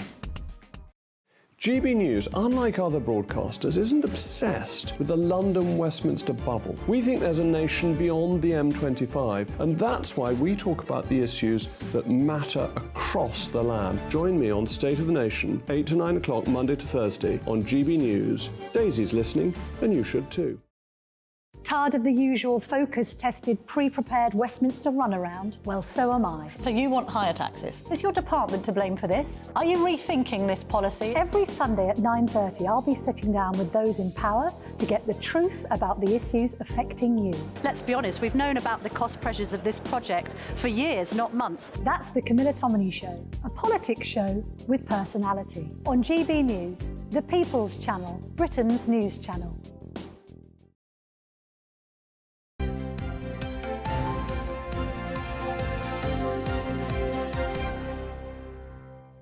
We're going through headline makers now with the author and journalist Suzanne Holder and the broadcaster and journalist Claire Muldoon. Thank you very much for sticking with us. And Suzanne, you've chosen the story, and Eamonn was saying that this is something he's been sort of following lately. Steam railways. Saturday night on Channel 5, there was a whole programme about steam railways. Oh, really? All over the whole country. Well, I went and found this for you putting Christmas lights on. Because you said you liked coloured lights. Yes, so yes. I thought that this in particular you would really love, because it's all colourful and twinkly. And it's the steam railways. Different parts of the country. These ones are in Dartmouth, and also there's some in Devon, where you can go on evening trips that are on like a Polar Express sort of experience up and down the country, and they deck it all out in beautiful lights, and I do think it does look incredibly Christmassy and beautiful. And you perhaps are right about coloured lights after all. Well, do you know what? You're not the only one to say that, Suzanne. This is Heather. After years of putting up warm lights inside and out, for the last 2 years, we've had coloured lights for the festive season, and you don't realise how much nicer and festive the coloured lights are until you put them up yourself. Yeah, that's under the category Eamonn's right yet again. Well, I'm so genteel and generous that I don't read out all the ones where they disagree with me. Eamon's right, Eamon's right. Well, yes, do you Eamonn, want you're me right. to go through the inbox and pull out? Agree with me. Anyway, this one, we put up our tree yesterday. We've never done this before, but it's been such a miserable year. We need a bit of brightness and colour. And I do think, you know, this trend of putting up your tree in November could be linked to the fact that it has been. It's been a rubbish year. Yeah, that's from COVID onwards. I think people began putting them up earlier and earlier as well. No, I don't blame people. If you want to bring an extra bit of twinkle and sparkle to their lives, you can't blame people, can you? Really? Indeed. A pensioner who grew a Christmas tree from a seedling. She did. She got free in the Sun newspaper. Needs someone to chop it down. Why is that, Claire? Because 25 years ago, she got a seedling, a seed from the Sun newspaper, planted it. It's turned up to an over 6-foot Christmas tree that's outside her house. And what's she going to do with it? Well, she needs someone to come and cut it down after it's grown to 25 feet. It's almost a foot a year then. That's good value, is it not? Yeah. That's pretty big. It's pretty she big. doesn't need to cut it down. Stick some lights on. Job done. I think it might be kind of she's not getting any light in her house. That might be a problem. That's the problem. It's covering up all her windows. It is very near to the house, but actually she is looking to donate it. So I think if somebody wants a free Christmas tree, that she will kind of give it away to somebody if they to a charity, a care home or something. She said it's such a beautiful tree, and it's a lovely shape as it is, and it's so green. It is beautiful. Very nice.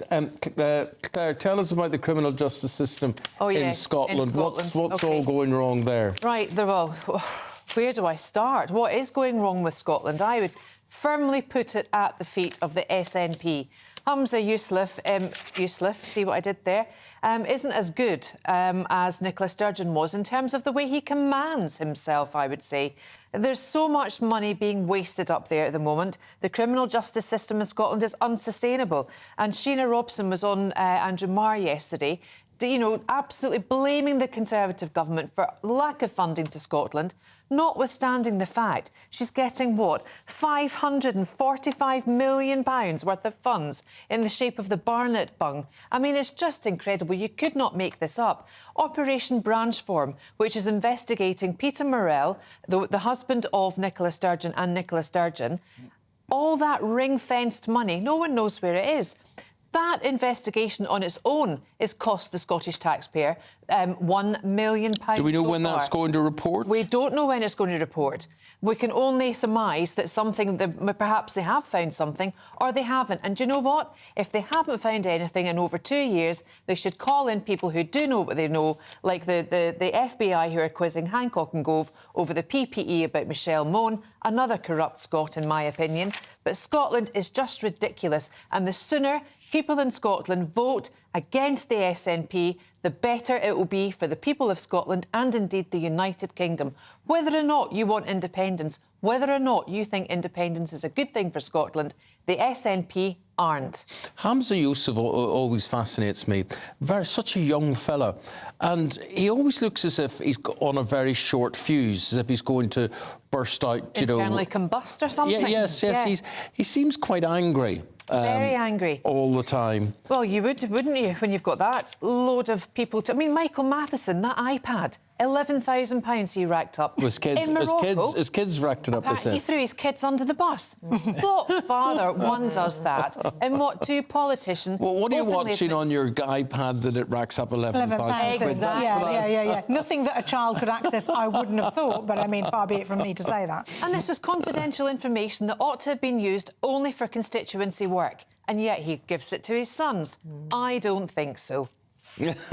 Well, there we go. Let's not pull on that thread. This story, Susan, this is about a mutiny that managed to halt a criminal deportation on board a flight in the Express this morning. So there's a couple of stories that have been about this. I really don't understand what these people think they're doing. So a campaigner stopped the deportation of a foreign criminal by kind of causing a major fuss, which all the rest of the passengers, or enough passengers, joined in with. It was a Jamaican convicted criminal who they stopped. And this is previous to another case where a Somalian rapist was actually taken back off the plane and wasn't deported. Eventually, 5 years later, he was deported.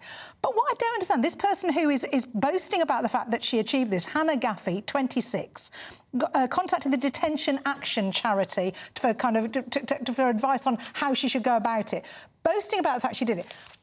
I don't understand how these people are making decisions on a plane when they don't know what the person is being deported for. So who was the carrier? Do we know who the airline was? Good question. No, I'm just interested. I don't think... Oh, it's BA. It was a BA. So how did they stop the plane taking off? So they caused so much fuss. So the person was obviously in distress and arguing, which then... And I'm sure if you were witnessing that, you would feel kind of quite... But she knew this person was on the flight, and that's why she was on the flight. She says not. Right. That's not what it's alleging. She just happened to be a campaigner. That's what it... Yes, she saw it, was alarmed by it, thought it had suspicions it was a deportation flight. Called the Detention Action charity and report, got everybody riled up. Since when was that the court that decides anything? I don't understand why anybody... If I saw that... I'm just trying to put myself in that situation. So mind your own business. Worry about what... I'm on a flight. Somebody starts kicking off. My instinct is always to kind of keep away from any situation like that, not get involved. But if I thought someone was being deported, my instinct would actually... Am I daft to think, well, they must be being deported for a good reason. It must have gone through the courts. A judgment's been made. The Home Office has made it. Why do the people on the plane think they know better than all of that? I don't Unless it was a BA flight to Rwanda? Well, it wasn't... it just... The West Indies, wasn't it? Yeah, Jamaica, as far as I'm aware. Yeah. So I don't understand why they're allowed to disrupt the flights. I can understand why, once it's all kicking off, you do have to take the plane back to the terminal. But I just don't... Yeah, I don't understand why they think it's anything to do with them. No, it's a mystery. Okay. Maybe that was a Toya song. It's a mystery. Are you missing Mr. Paul Coit this morning? So you can recollect and reminisce. She knows nothing. I know she's going, what's he talking about? Who is Toya? Oh, you know, she's reviewing the papers with Isabel. I know. Thank you. Stop it. Actually, I've had a lot of emails saying that. Stop it. Well, it's true. I'm only speaking the truth. I'm only speaking the Lord's word. The truth here. Eamonn. Lord Eamonn. What? Stop it. Stop it. Right. We're going to get the FBI to quiz you in a minute. So we've got... what time are we all fair here? Because... 54:20. 54. Well, then let's not do Hancock. OK, let's move on to potholes. Yeah. That always works a treat. Yeah. Because apparently it's been such a nightmare on the roads with all the record puddles. Yes. That the AA... Their phone's ringing off the hook. Panic not. The AA have issued guidance. Do you want to know what the guidance is? Avoid puddles. Avoid puddles. Drive. Yeah. That's brilliant, isn't it? But brilliant. No, but when you think about it, you don't know what's hidden within a puddle. If everyone starts avoiding every puddle, what we're going to see is this kind of... This is not going to be good driving experience. I see that already. Well, I see it already, but I don't think avoiding puddles is the answer. The answer, surely... Fill in the holes. Well, I mean, far be it from me in Common Sense Corner over here to suggest that we fill in the potholes. Luckily, they are suggesting now that 8.3 billion of the money that they've clawed back from the HS2 is going to go towards that. But that would only cover half of the 14 million. Road tax was supposed to keep and maintain the roads. But Claire, do you know road tax, not 1 penny of it is used for the roads? Not How many 1 penny. people actually know that? I don't think many Very do. few people know. It's not ring fenced. The same as national insurance doesn't go Same to as your SNP health costs or funds. anything like that. Not ring fence. It's just Yeah. for iPads. It's all just different ways of collecting money. Ring fence the potholes. That's what you could put fences Oh, that around would the be potholes. perfect. There we go. Yeah, there we go. There's another The thing is, though, Suzanne, when they fill in those potholes, they don't fill them in well. No. And then they all come out again. Correct. And then they let some utilities company dig Unless up the you road. live near Rod Stewart, because didn't Rod Stewart? yes, he'd he hate got to to- dig. yeah. But did he not pay for that himself? Yes, he though? did. Yeah, yeah. But that's what you need. You need a handy rock star who's going to come along. And in fact, I'll have a word when I get home and see how many I can get him to do. Good idea. Fantastic. We've got to say goodbye to the fabulous Suzanne and Claire. It's been a joy. Thank you for going through the headliners with us this morning. Meanwhile, we're going to have a little check on the forecast. It's set to get chilly this week. And puddly. Dewhurst and puddly. Hello there, I'm Greg Dewhurst and welcome to your latest GB News forecast. It's a bit of a cloudy, wet morning, but it will become brighter as we move through into the afternoon, particularly across the north and the west. And we can see outbreaks of rain across England and Wales, showers across eastern Scotland, some of these wintry leading to an icy start. But slowly through the day, this low pressure system slips to the southeast. It allows skies to brighten, so sunny spells, Northern Ireland, western Scotland, and then eventually western fringes of England and Wales. Central and eastern England staying quite grey. Cool, temperatures 6 or 7 degrees.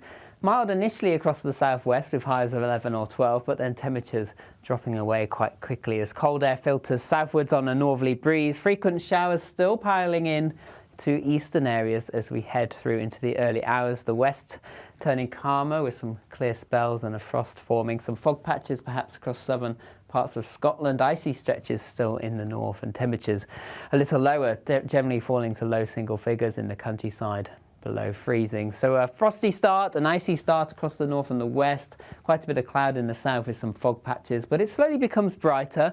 And most of Tuesday will be dry with sunny spells. There will be a scattering of showers largely across northern and western parts of Scotland, a few down the east coast, and also 1 or 2 later across central southern England. But plenty of sunshine and a cool feeling day for all. See you soon. On the summit. Lots of things to come after the break. We're just discussing some of them there. And one of the things we're going to find out about is Omid Scobie's book on the royals, this new revelations which slings mud at the King and Prince William and all that sort of thing. Can Prince Harry distance himself from all of that or not? We'll tell you after the break.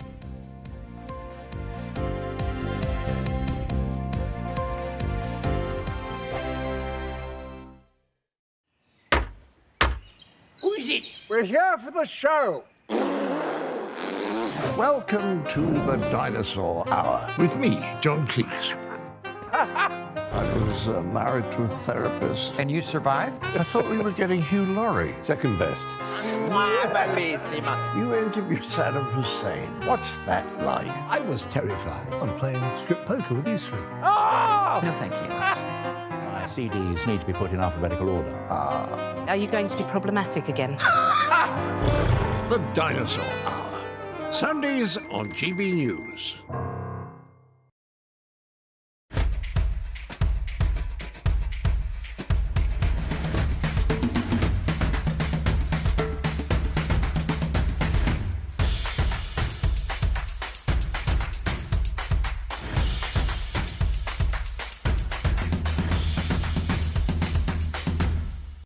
Wake up to the headlines with Headliners every morning at 5 a.m. We treat you to the day's biggest stories before anyone else, 7 days a week. You can catch up on everything you need to know before you've even had your kippers. Headliners every morning at 5 a.m. only on GB News, the People's Channel, Britain's news channel. GB News, unlike other broadcasters, isn't obsessed with the London-Westminster bubble. We think there's a nation beyond the M25, and that's why we talk about the issues that matter across the land. Join me on State of the Nation, 8 to 9 o'clock, Monday to Thursday, on GB News. Daisy's listening, and you should too. I think the most exciting bit for me is talking to people. People who I think are ignored often by the major news channels.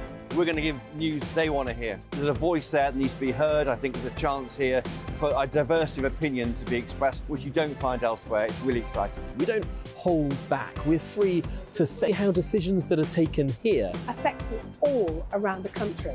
only on GB News, the People's Channel, Britain's news channel. There's only three people you can trust in life: your doctor, your lawyer, and your nana. I'm not sure. So join me, Nana Aquare, at 3 p.m. every Saturday and Sunday, where we discuss the biggest topics of the weekend. Be ready for battle. Could you be quiet? What is this? It's my new teeth. It's your new teeth. I don't bite. Well, not without a good reason. Always honest, always fun. Every weekend at 3 p.m. on GB News, the People's Channel, Britain's news channel. Your weekend starts here with Friday Night Live with me, Mark Dolan, 8 till 9 on GB News.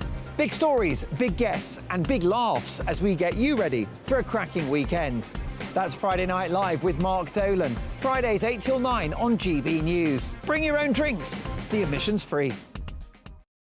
Tired of the usual focus-tested, pre-prepared Westminster runaround? Well, so am I. So you want higher taxes? Is your department to blame for this? Are you rethinking this policy? Every Sunday at 9:30, I'll be sitting down with those in power to get the truth about the issues affecting you. Let's be honest, we've known about the cost pressures of this project for years, not months. That's the Camilla Tominey Show, a politics show with personality. On GB News, the People's Channel, Britain's news channel.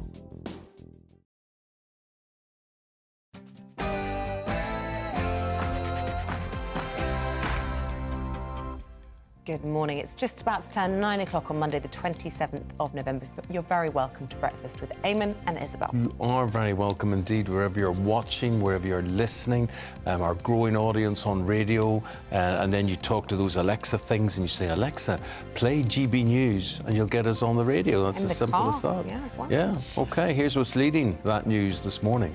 Families and loved ones have been reunited as the third exchange of hostages and prisoners between Israel and Hamas took place over the weekend. This comes over 100,000 people took to the streets of London yesterday. This is one of the biggest marches against anti-Semitism of its kind. The Prime Minister today is set to host investors and business leaders at Hampton Court Palace amid £30 billion worth of new investment in science and technology. Earlier, we spoke with Lord Johnson, the Business and Trade Minister. You don't commercialise the extraordinary brains and talents of the people in this country, we'll end up being a second-class price-taking nation. So this is a national endeavour, one, and two, it's working. A lot of people talk down our investment flows, but we are top in the world for greenfield renewable, and we're only third in terms of greenfield investments behind China and the USA. So really we're presenting a phenomenal story here. And the great message from today, which is something that we want to celebrate, is being bullish on Britain. And tributes flowing in thick and fast this morning as we commemorate the life of Terry Venables, an English football giant. What about the weather? It's due to turn really cold this week. Greg Dewhurst across all of the weather for you. A cold week to come, the potential of some snow, particularly over the hills later on in the week. Find out all the details for the weather for the day ahead coming up soon. And you can join in any of our discussions, the big discussion. You see, I'm just sitting thinking this morning, people are denied my view here today because the big discussion point, I'm only saying something nice. I'm so glad you're not going to deny me your view anymore. What? No, share your view. I'm saying people are going to look at you this morning and think she's a bit funereal, she's a bit dull this morning. Look at her. But honestly, if you can see, you can see what I've got here, have a wee stand up there and show people. Oh, do I have to? You see, put your sunglasses on. Pink trousers Look at that. Whee. No, you see, that's a whole different outfit, Isabel. It's a whole different outfit. Different. People are denied your view. Now I know what you're talking about. I've got fluorescent green on here myself. No, you haven't. And he's wearing pyjamas. Anyway, we just try and shake it about a bit. gbviews@gbnews.com, or you can tweet at GB News. And the thing is, colour this time of the year is colour important. I find some stuff I hadn't opened during the summer, pastel blue, lime green type things, and I thought I can't wear those now. What clothes? Yeah. What do you mean you can't wear them in the winter? Yeah. You couldn't wear a lime green in the winter, I agree. What type of thing? We're talking a shirt? What would you call it? It's polo not, shirt? No, not a polo shirt with long sleeves. Oh, right. No, you couldn't wear that unless it was to bed. Although we have had a nice email this morning saying, where does Eamonn get his shirts? Because my wife's going to get me one for Christmas. Well, it was so you just are an a ordinary style shirt. icon. But It's not just shirts. Not just the lime like green, shirts. long-sleeved polo shirt. Well, OK, I'll give that a miss. Yeah. Maybe hope it's still in vogue next summer. Run the sting.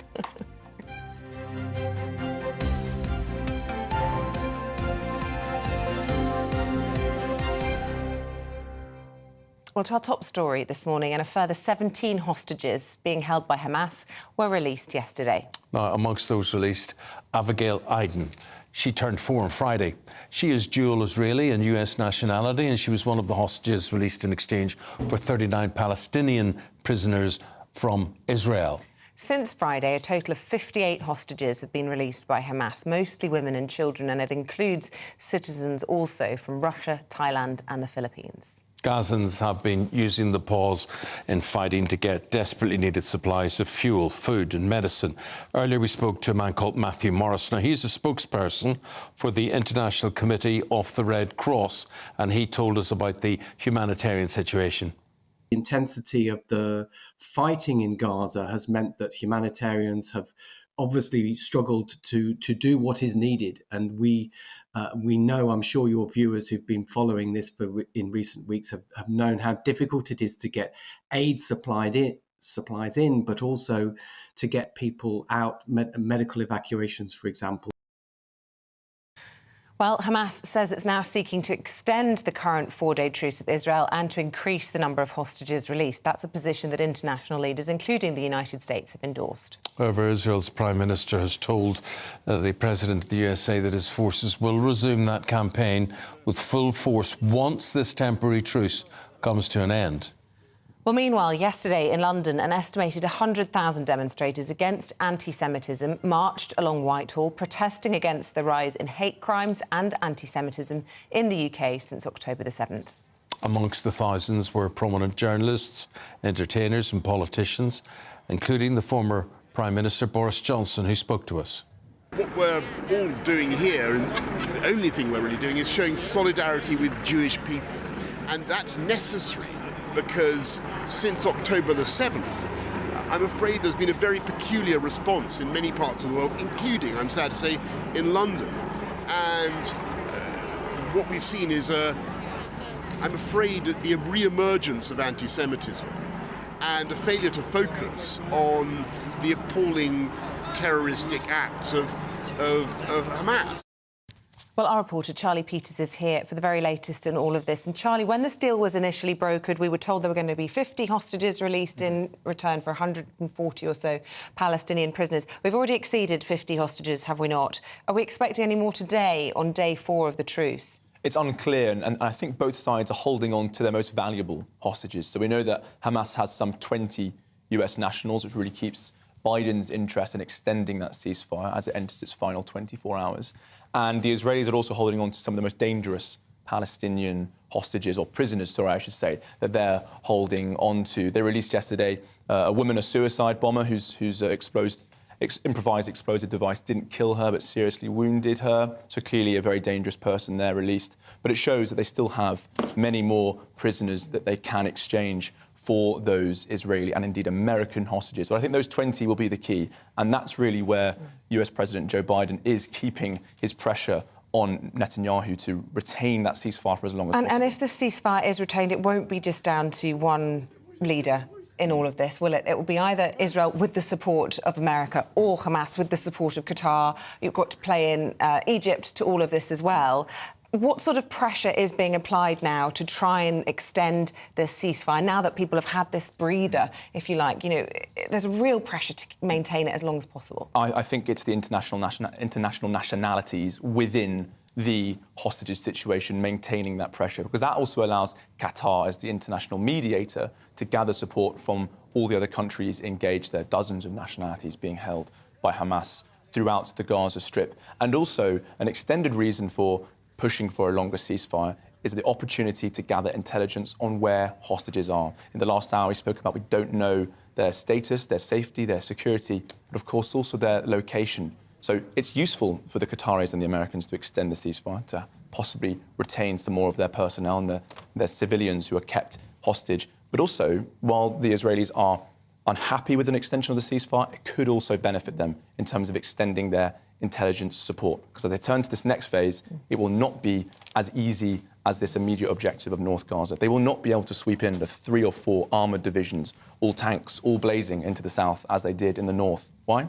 There are 2 million civilians down there. That is heavily restricted terrain. Many of those people have fled from the north in terrible circumstances and are being kept in an appallingly tiny humanitarian corridor that the UN says is just frankly impossible to hold that many people in. It's just 14 kilometres squared or something. It's absolutely tiny space for that many people. It would be quadruple the population density of London. So that much intensity, that much pressure, the full force of the military campaign that the Israeli side is promising, it's unlikely that that will be delivered. OK, Charlie Peters, thanks very much. Prime Minister is to unveil nearly £30 billion worth of investment in new projects in science, tech and creative industries during a global investment summit. We're talking about this. This is happening at Hampton Court Palace from 10 o'clock this morning. And later on, the Prime Minister is set to address top chief executives and investors as he tries to attract more investment into Britain. Well, let's speak to our political editor, Christopher Hope. And Christopher, you grabbed a word with the Prime Minister on his way into that whole conference. He seemed very bullish.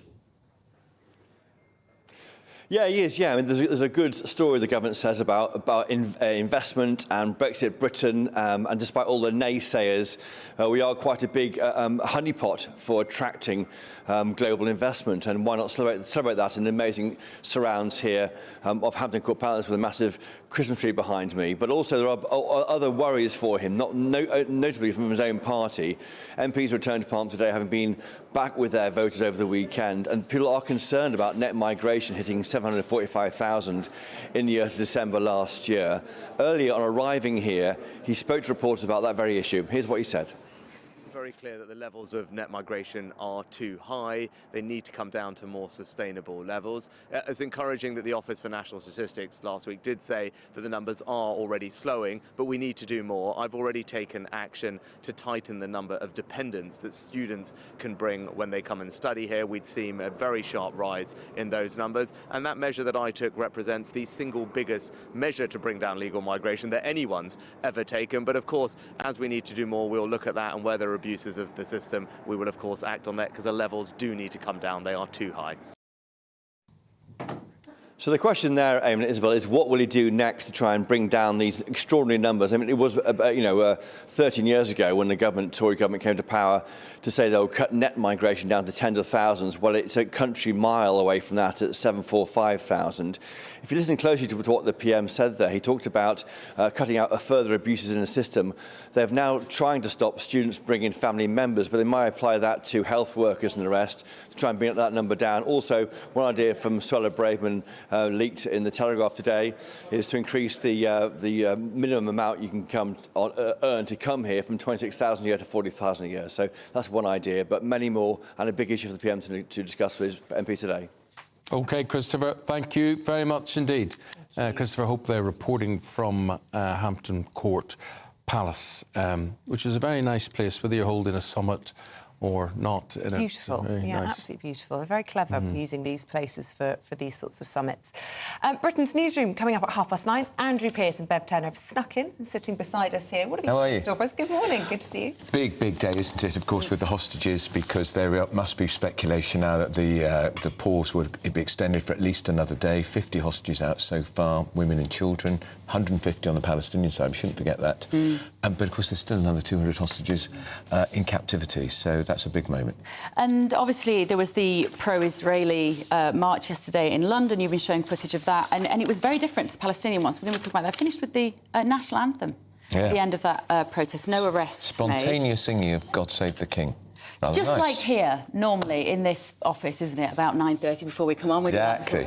And we're also going to be looking a little bit more at the Hampton Court Palace investment opportunity that we're hearing about today, the summit.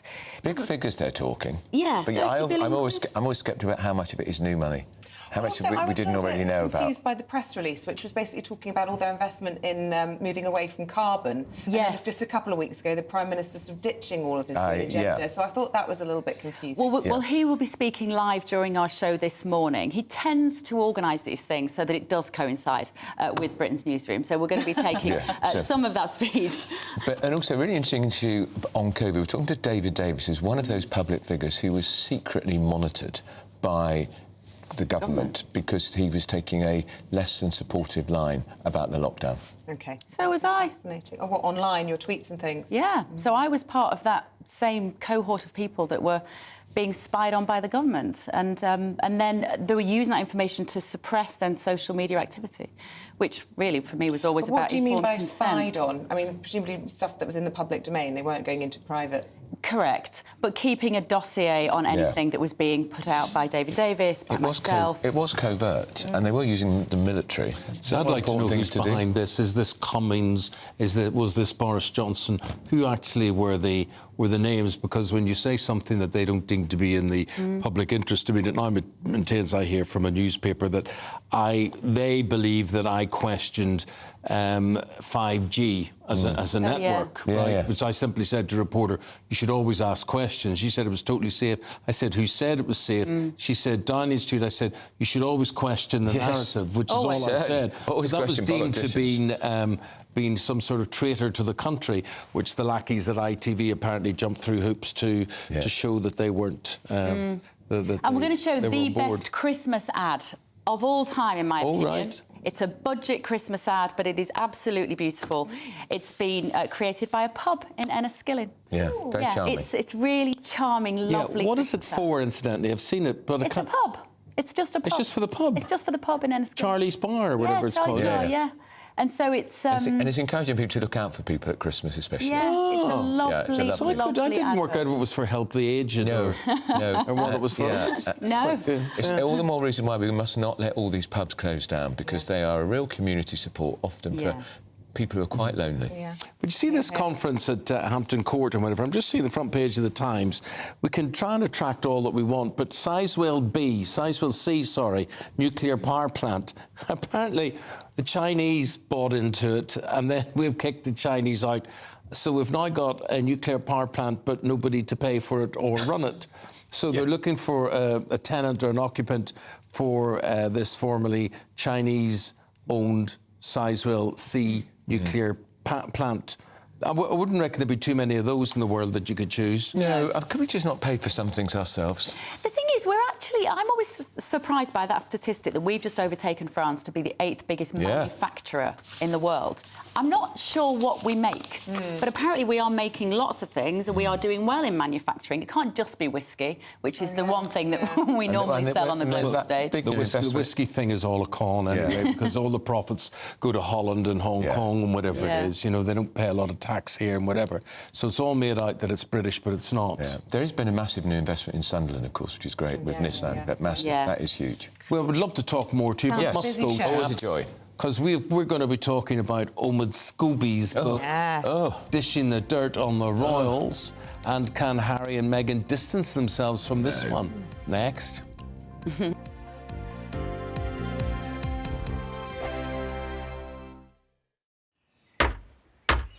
Who is it? We're here for the show. Welcome to the Dinosaur Hour with me, John Cleese. I was married to a therapist. And you survived? I thought we were getting Hugh Laurie, second best. You interviewed Saddam Hussein. What's that like? I was terrified. I'm playing strip poker with you three. Oh! No, thank you. My CDs need to be put in alphabetical order. Are you going to be problematic again? The Dinosaur Hour. Sundays on GBNews.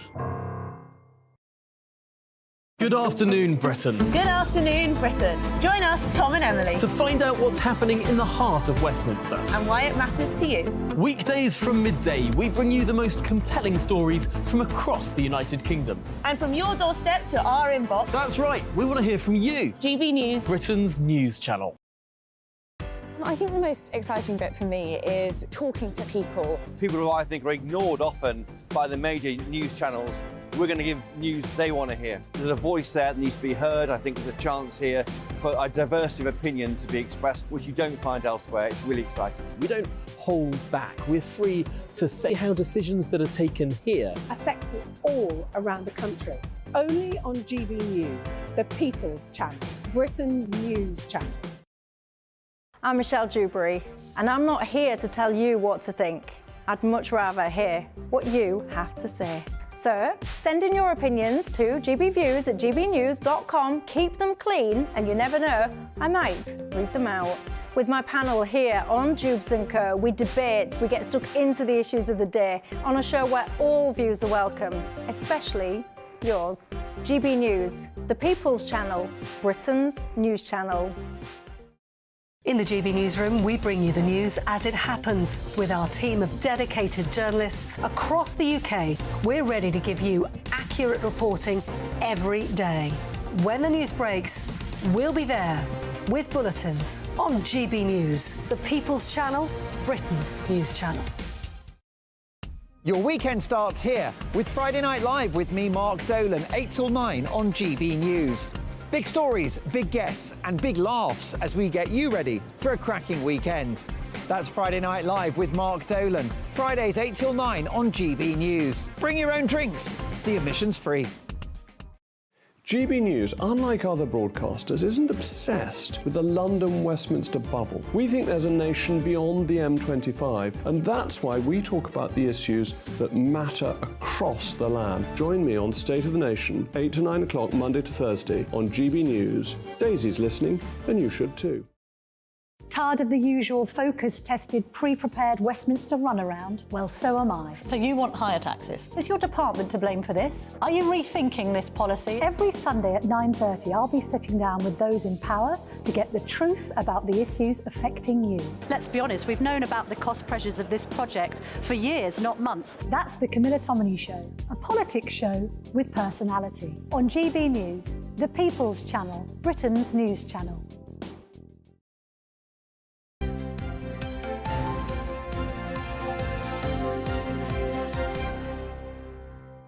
We're going to head to Sarah Robertson. Sarah's the royal and entertainment reporter for the Sunday Mirror, and this is ahead of Omid Scobie's new book, Endgame, and it's another dish the dirt on the royals, Sarah.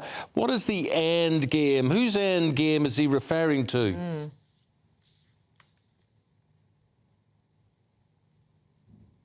Well, when he says the end game, Eamonn, he's referring to the end game for the royal family. So this is his take on what the future of the royal family looks like. And he's trying to portray them really in a negative light. He brings up the term unconscious bias, which we heard from Prince Harry. Prince Harry was the person who brought up this issue of race and unconscious bias. Oh, Sarah, we can't hear you. What a shame. It's worth, whilst we try and re-establish that link, reading out some of the extracts, because this has been serialised over the weekend in the Sunday Times, out tomorrow. But Omid Scobie said that in order to stay relevant, the system, by which he means the royal family, is an almost Trumpian twist, leaning on patriotism, even jingoism, to shore up its purpose, and relies on support for things of the past. He says the firm is in crisis, one brother briefing against the other. William is hot-headed, who is increasingly comfortable with the palace's dirty tricks and the courtiers who dream them up, and he even goes so far as to take a pot shot at Kate, which I think the Prince of Wales will really hate, saying that we infantilise her, that she's an underachiever. The bar is set very low, and everybody says, wow, isn't she amazing? Well, I think Scobie may be on his own with that one, because people do say she's amazing, but they say it in complete admiration, do they not, for look at him in his little pocket rocket outfit there. But she surely is scoring very, very well, isn't she? Well, she just recently hosted her first, I think, international summit, this time on her work on the early years, and it attracted people like Tony Blair and other politicians, because it was on a kind of global scale for the first time. So I think probably a lot of people would say that's very unfair, and I'm sure Sarah Robertson would be one of those people taking aim at the Princess of Wales as a dangerous game. Oh, I think she's frozen again, guys. I'm really sorry. Well, we'll just chat about it amongst ourselves, because we often talk about the Princess of Wales, how she doesn't put a foot wrong. She manages to look warm and friendly without being smug. And a style icon. She's a style icon. It doesn't look false. And, you know, the thing Unlike some people. Unlike some people. Here's my question, Right. you see. Scobie is a puppet for Meghan and Harry. Denied. Certainly, well, I'd say he's a puppet. But he denies. But the thing is, if his information is coming via Meghan and or Harry, Can Harry distance himself from this one? Because there looked as though there was some reprieve between him and his dad, building relations, not between him and his brother, between him and his dad, and all this stuff that comes out now about Charles raking it up again. But what does that do for any lasting relationship that he may hope to have with his father, or his father may hope to have with him? Yeah, it's all very, very sad. And there's also this allegation that the Princess of Wales and the Duchess of Sussex were told to dress like Diana in order for her star quality to shine. For her shine. So a little bit of Diana to come through. A little bit of Diana. And look, you know, it certainly looks as though they were made to do that or encouraged to do that, but whether or not that came from them or not. I mean, you could imagine with the Princess of Wales, you might like to do a tribute to the mother-in-law you never met. Or not. No harm in that. Maybe. Or not. Who would you do a tribute to? Who would you... Oh, gosh, too difficult a question in 11 seconds. I'll think about that and come back to you with my thoughts after, well, we say goodbye. We will say goodbye to you. Thank you very much indeed for watching us today. Have yourselves a good day. Britain's Newsroom with Andrew and Bev. Next, we'll see you in the morning. Hello there, I'm Greg Dewhurst and welcome to your latest GB News forecast. It's a bit of a cloudy, wet morning, but it will become brighter as we move through into the afternoon, particularly across the north and the west. And we can see outbreaks of rain across England and Wales, showers across eastern Scotland, some of these wintry leading to an icy start. But slowly through the day, this low pressure system slips to the southeast. It allows skies to brighten, so sunny spells, Northern Ireland, western Scotland, and then eventually western fringes of England and Wales. Central and eastern England staying quite grey. Cool, temperatures 6 or 7 degrees. Mild initially across the southwest with highs of 11 or 12, but then temperatures dropping away quite quickly as cold air filters southwards on a northerly breeze. Frequent showers still piling in to eastern areas as we head through into the early hours. The west turning calmer with some clear spells and a frost forming. Some fog patches perhaps across southern parts of Scotland. Icy stretches still in the north and temperatures a little lower, generally falling to low single figures in the countryside below freezing. So a frosty start, an icy start across the north and the west. Quite a bit of cloud in the south with some fog patches, but it slowly becomes brighter.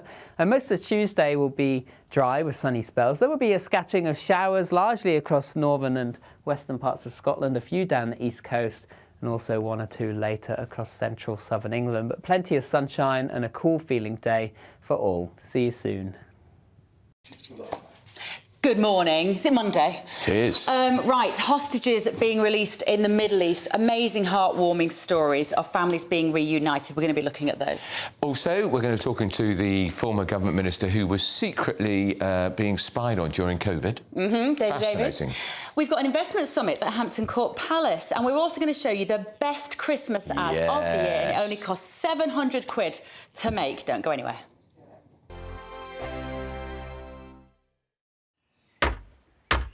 Who is it? We're here for the show. Welcome to the Dinosaur Hour with me, John Cleese.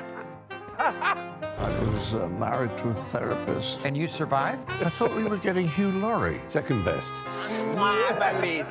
You interviewed Saddam Hussein. What's that like? I was terrified. I'm playing strip poker with you three. Oh! No, thank you. My CDs need to be put in alphabetical order. Are you going to be problematic again?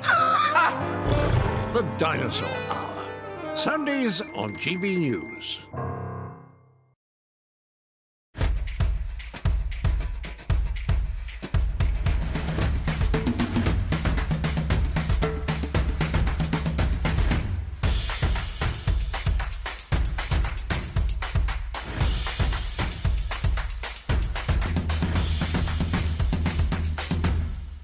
Wake up to the headlines with Headliners every morning at 5 a.m.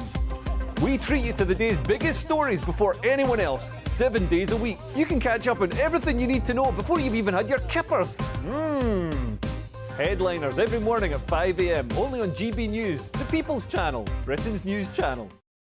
GB News, unlike other broadcasters, isn't obsessed with the London-Westminster bubble. We think there's a nation beyond the M25, and that's why we talk about the issues that matter across the land. Join me on State of the Nation, 8 to 9 o'clock, Monday to Thursday, on GB News. Daisy's listening, and you should too. I think the most exciting bit for me is talking to people. People who I think are ignored often by the major news channels. We're going to give news they want to hear. There's a voice there that needs to be heard. I think there's a chance here for a diversity of opinion to be expressed, which you don't find elsewhere. It's really exciting. We don't hold back. We're free to say how decisions that are taken here affect us all around the country. Only on GB News, the People's Channel.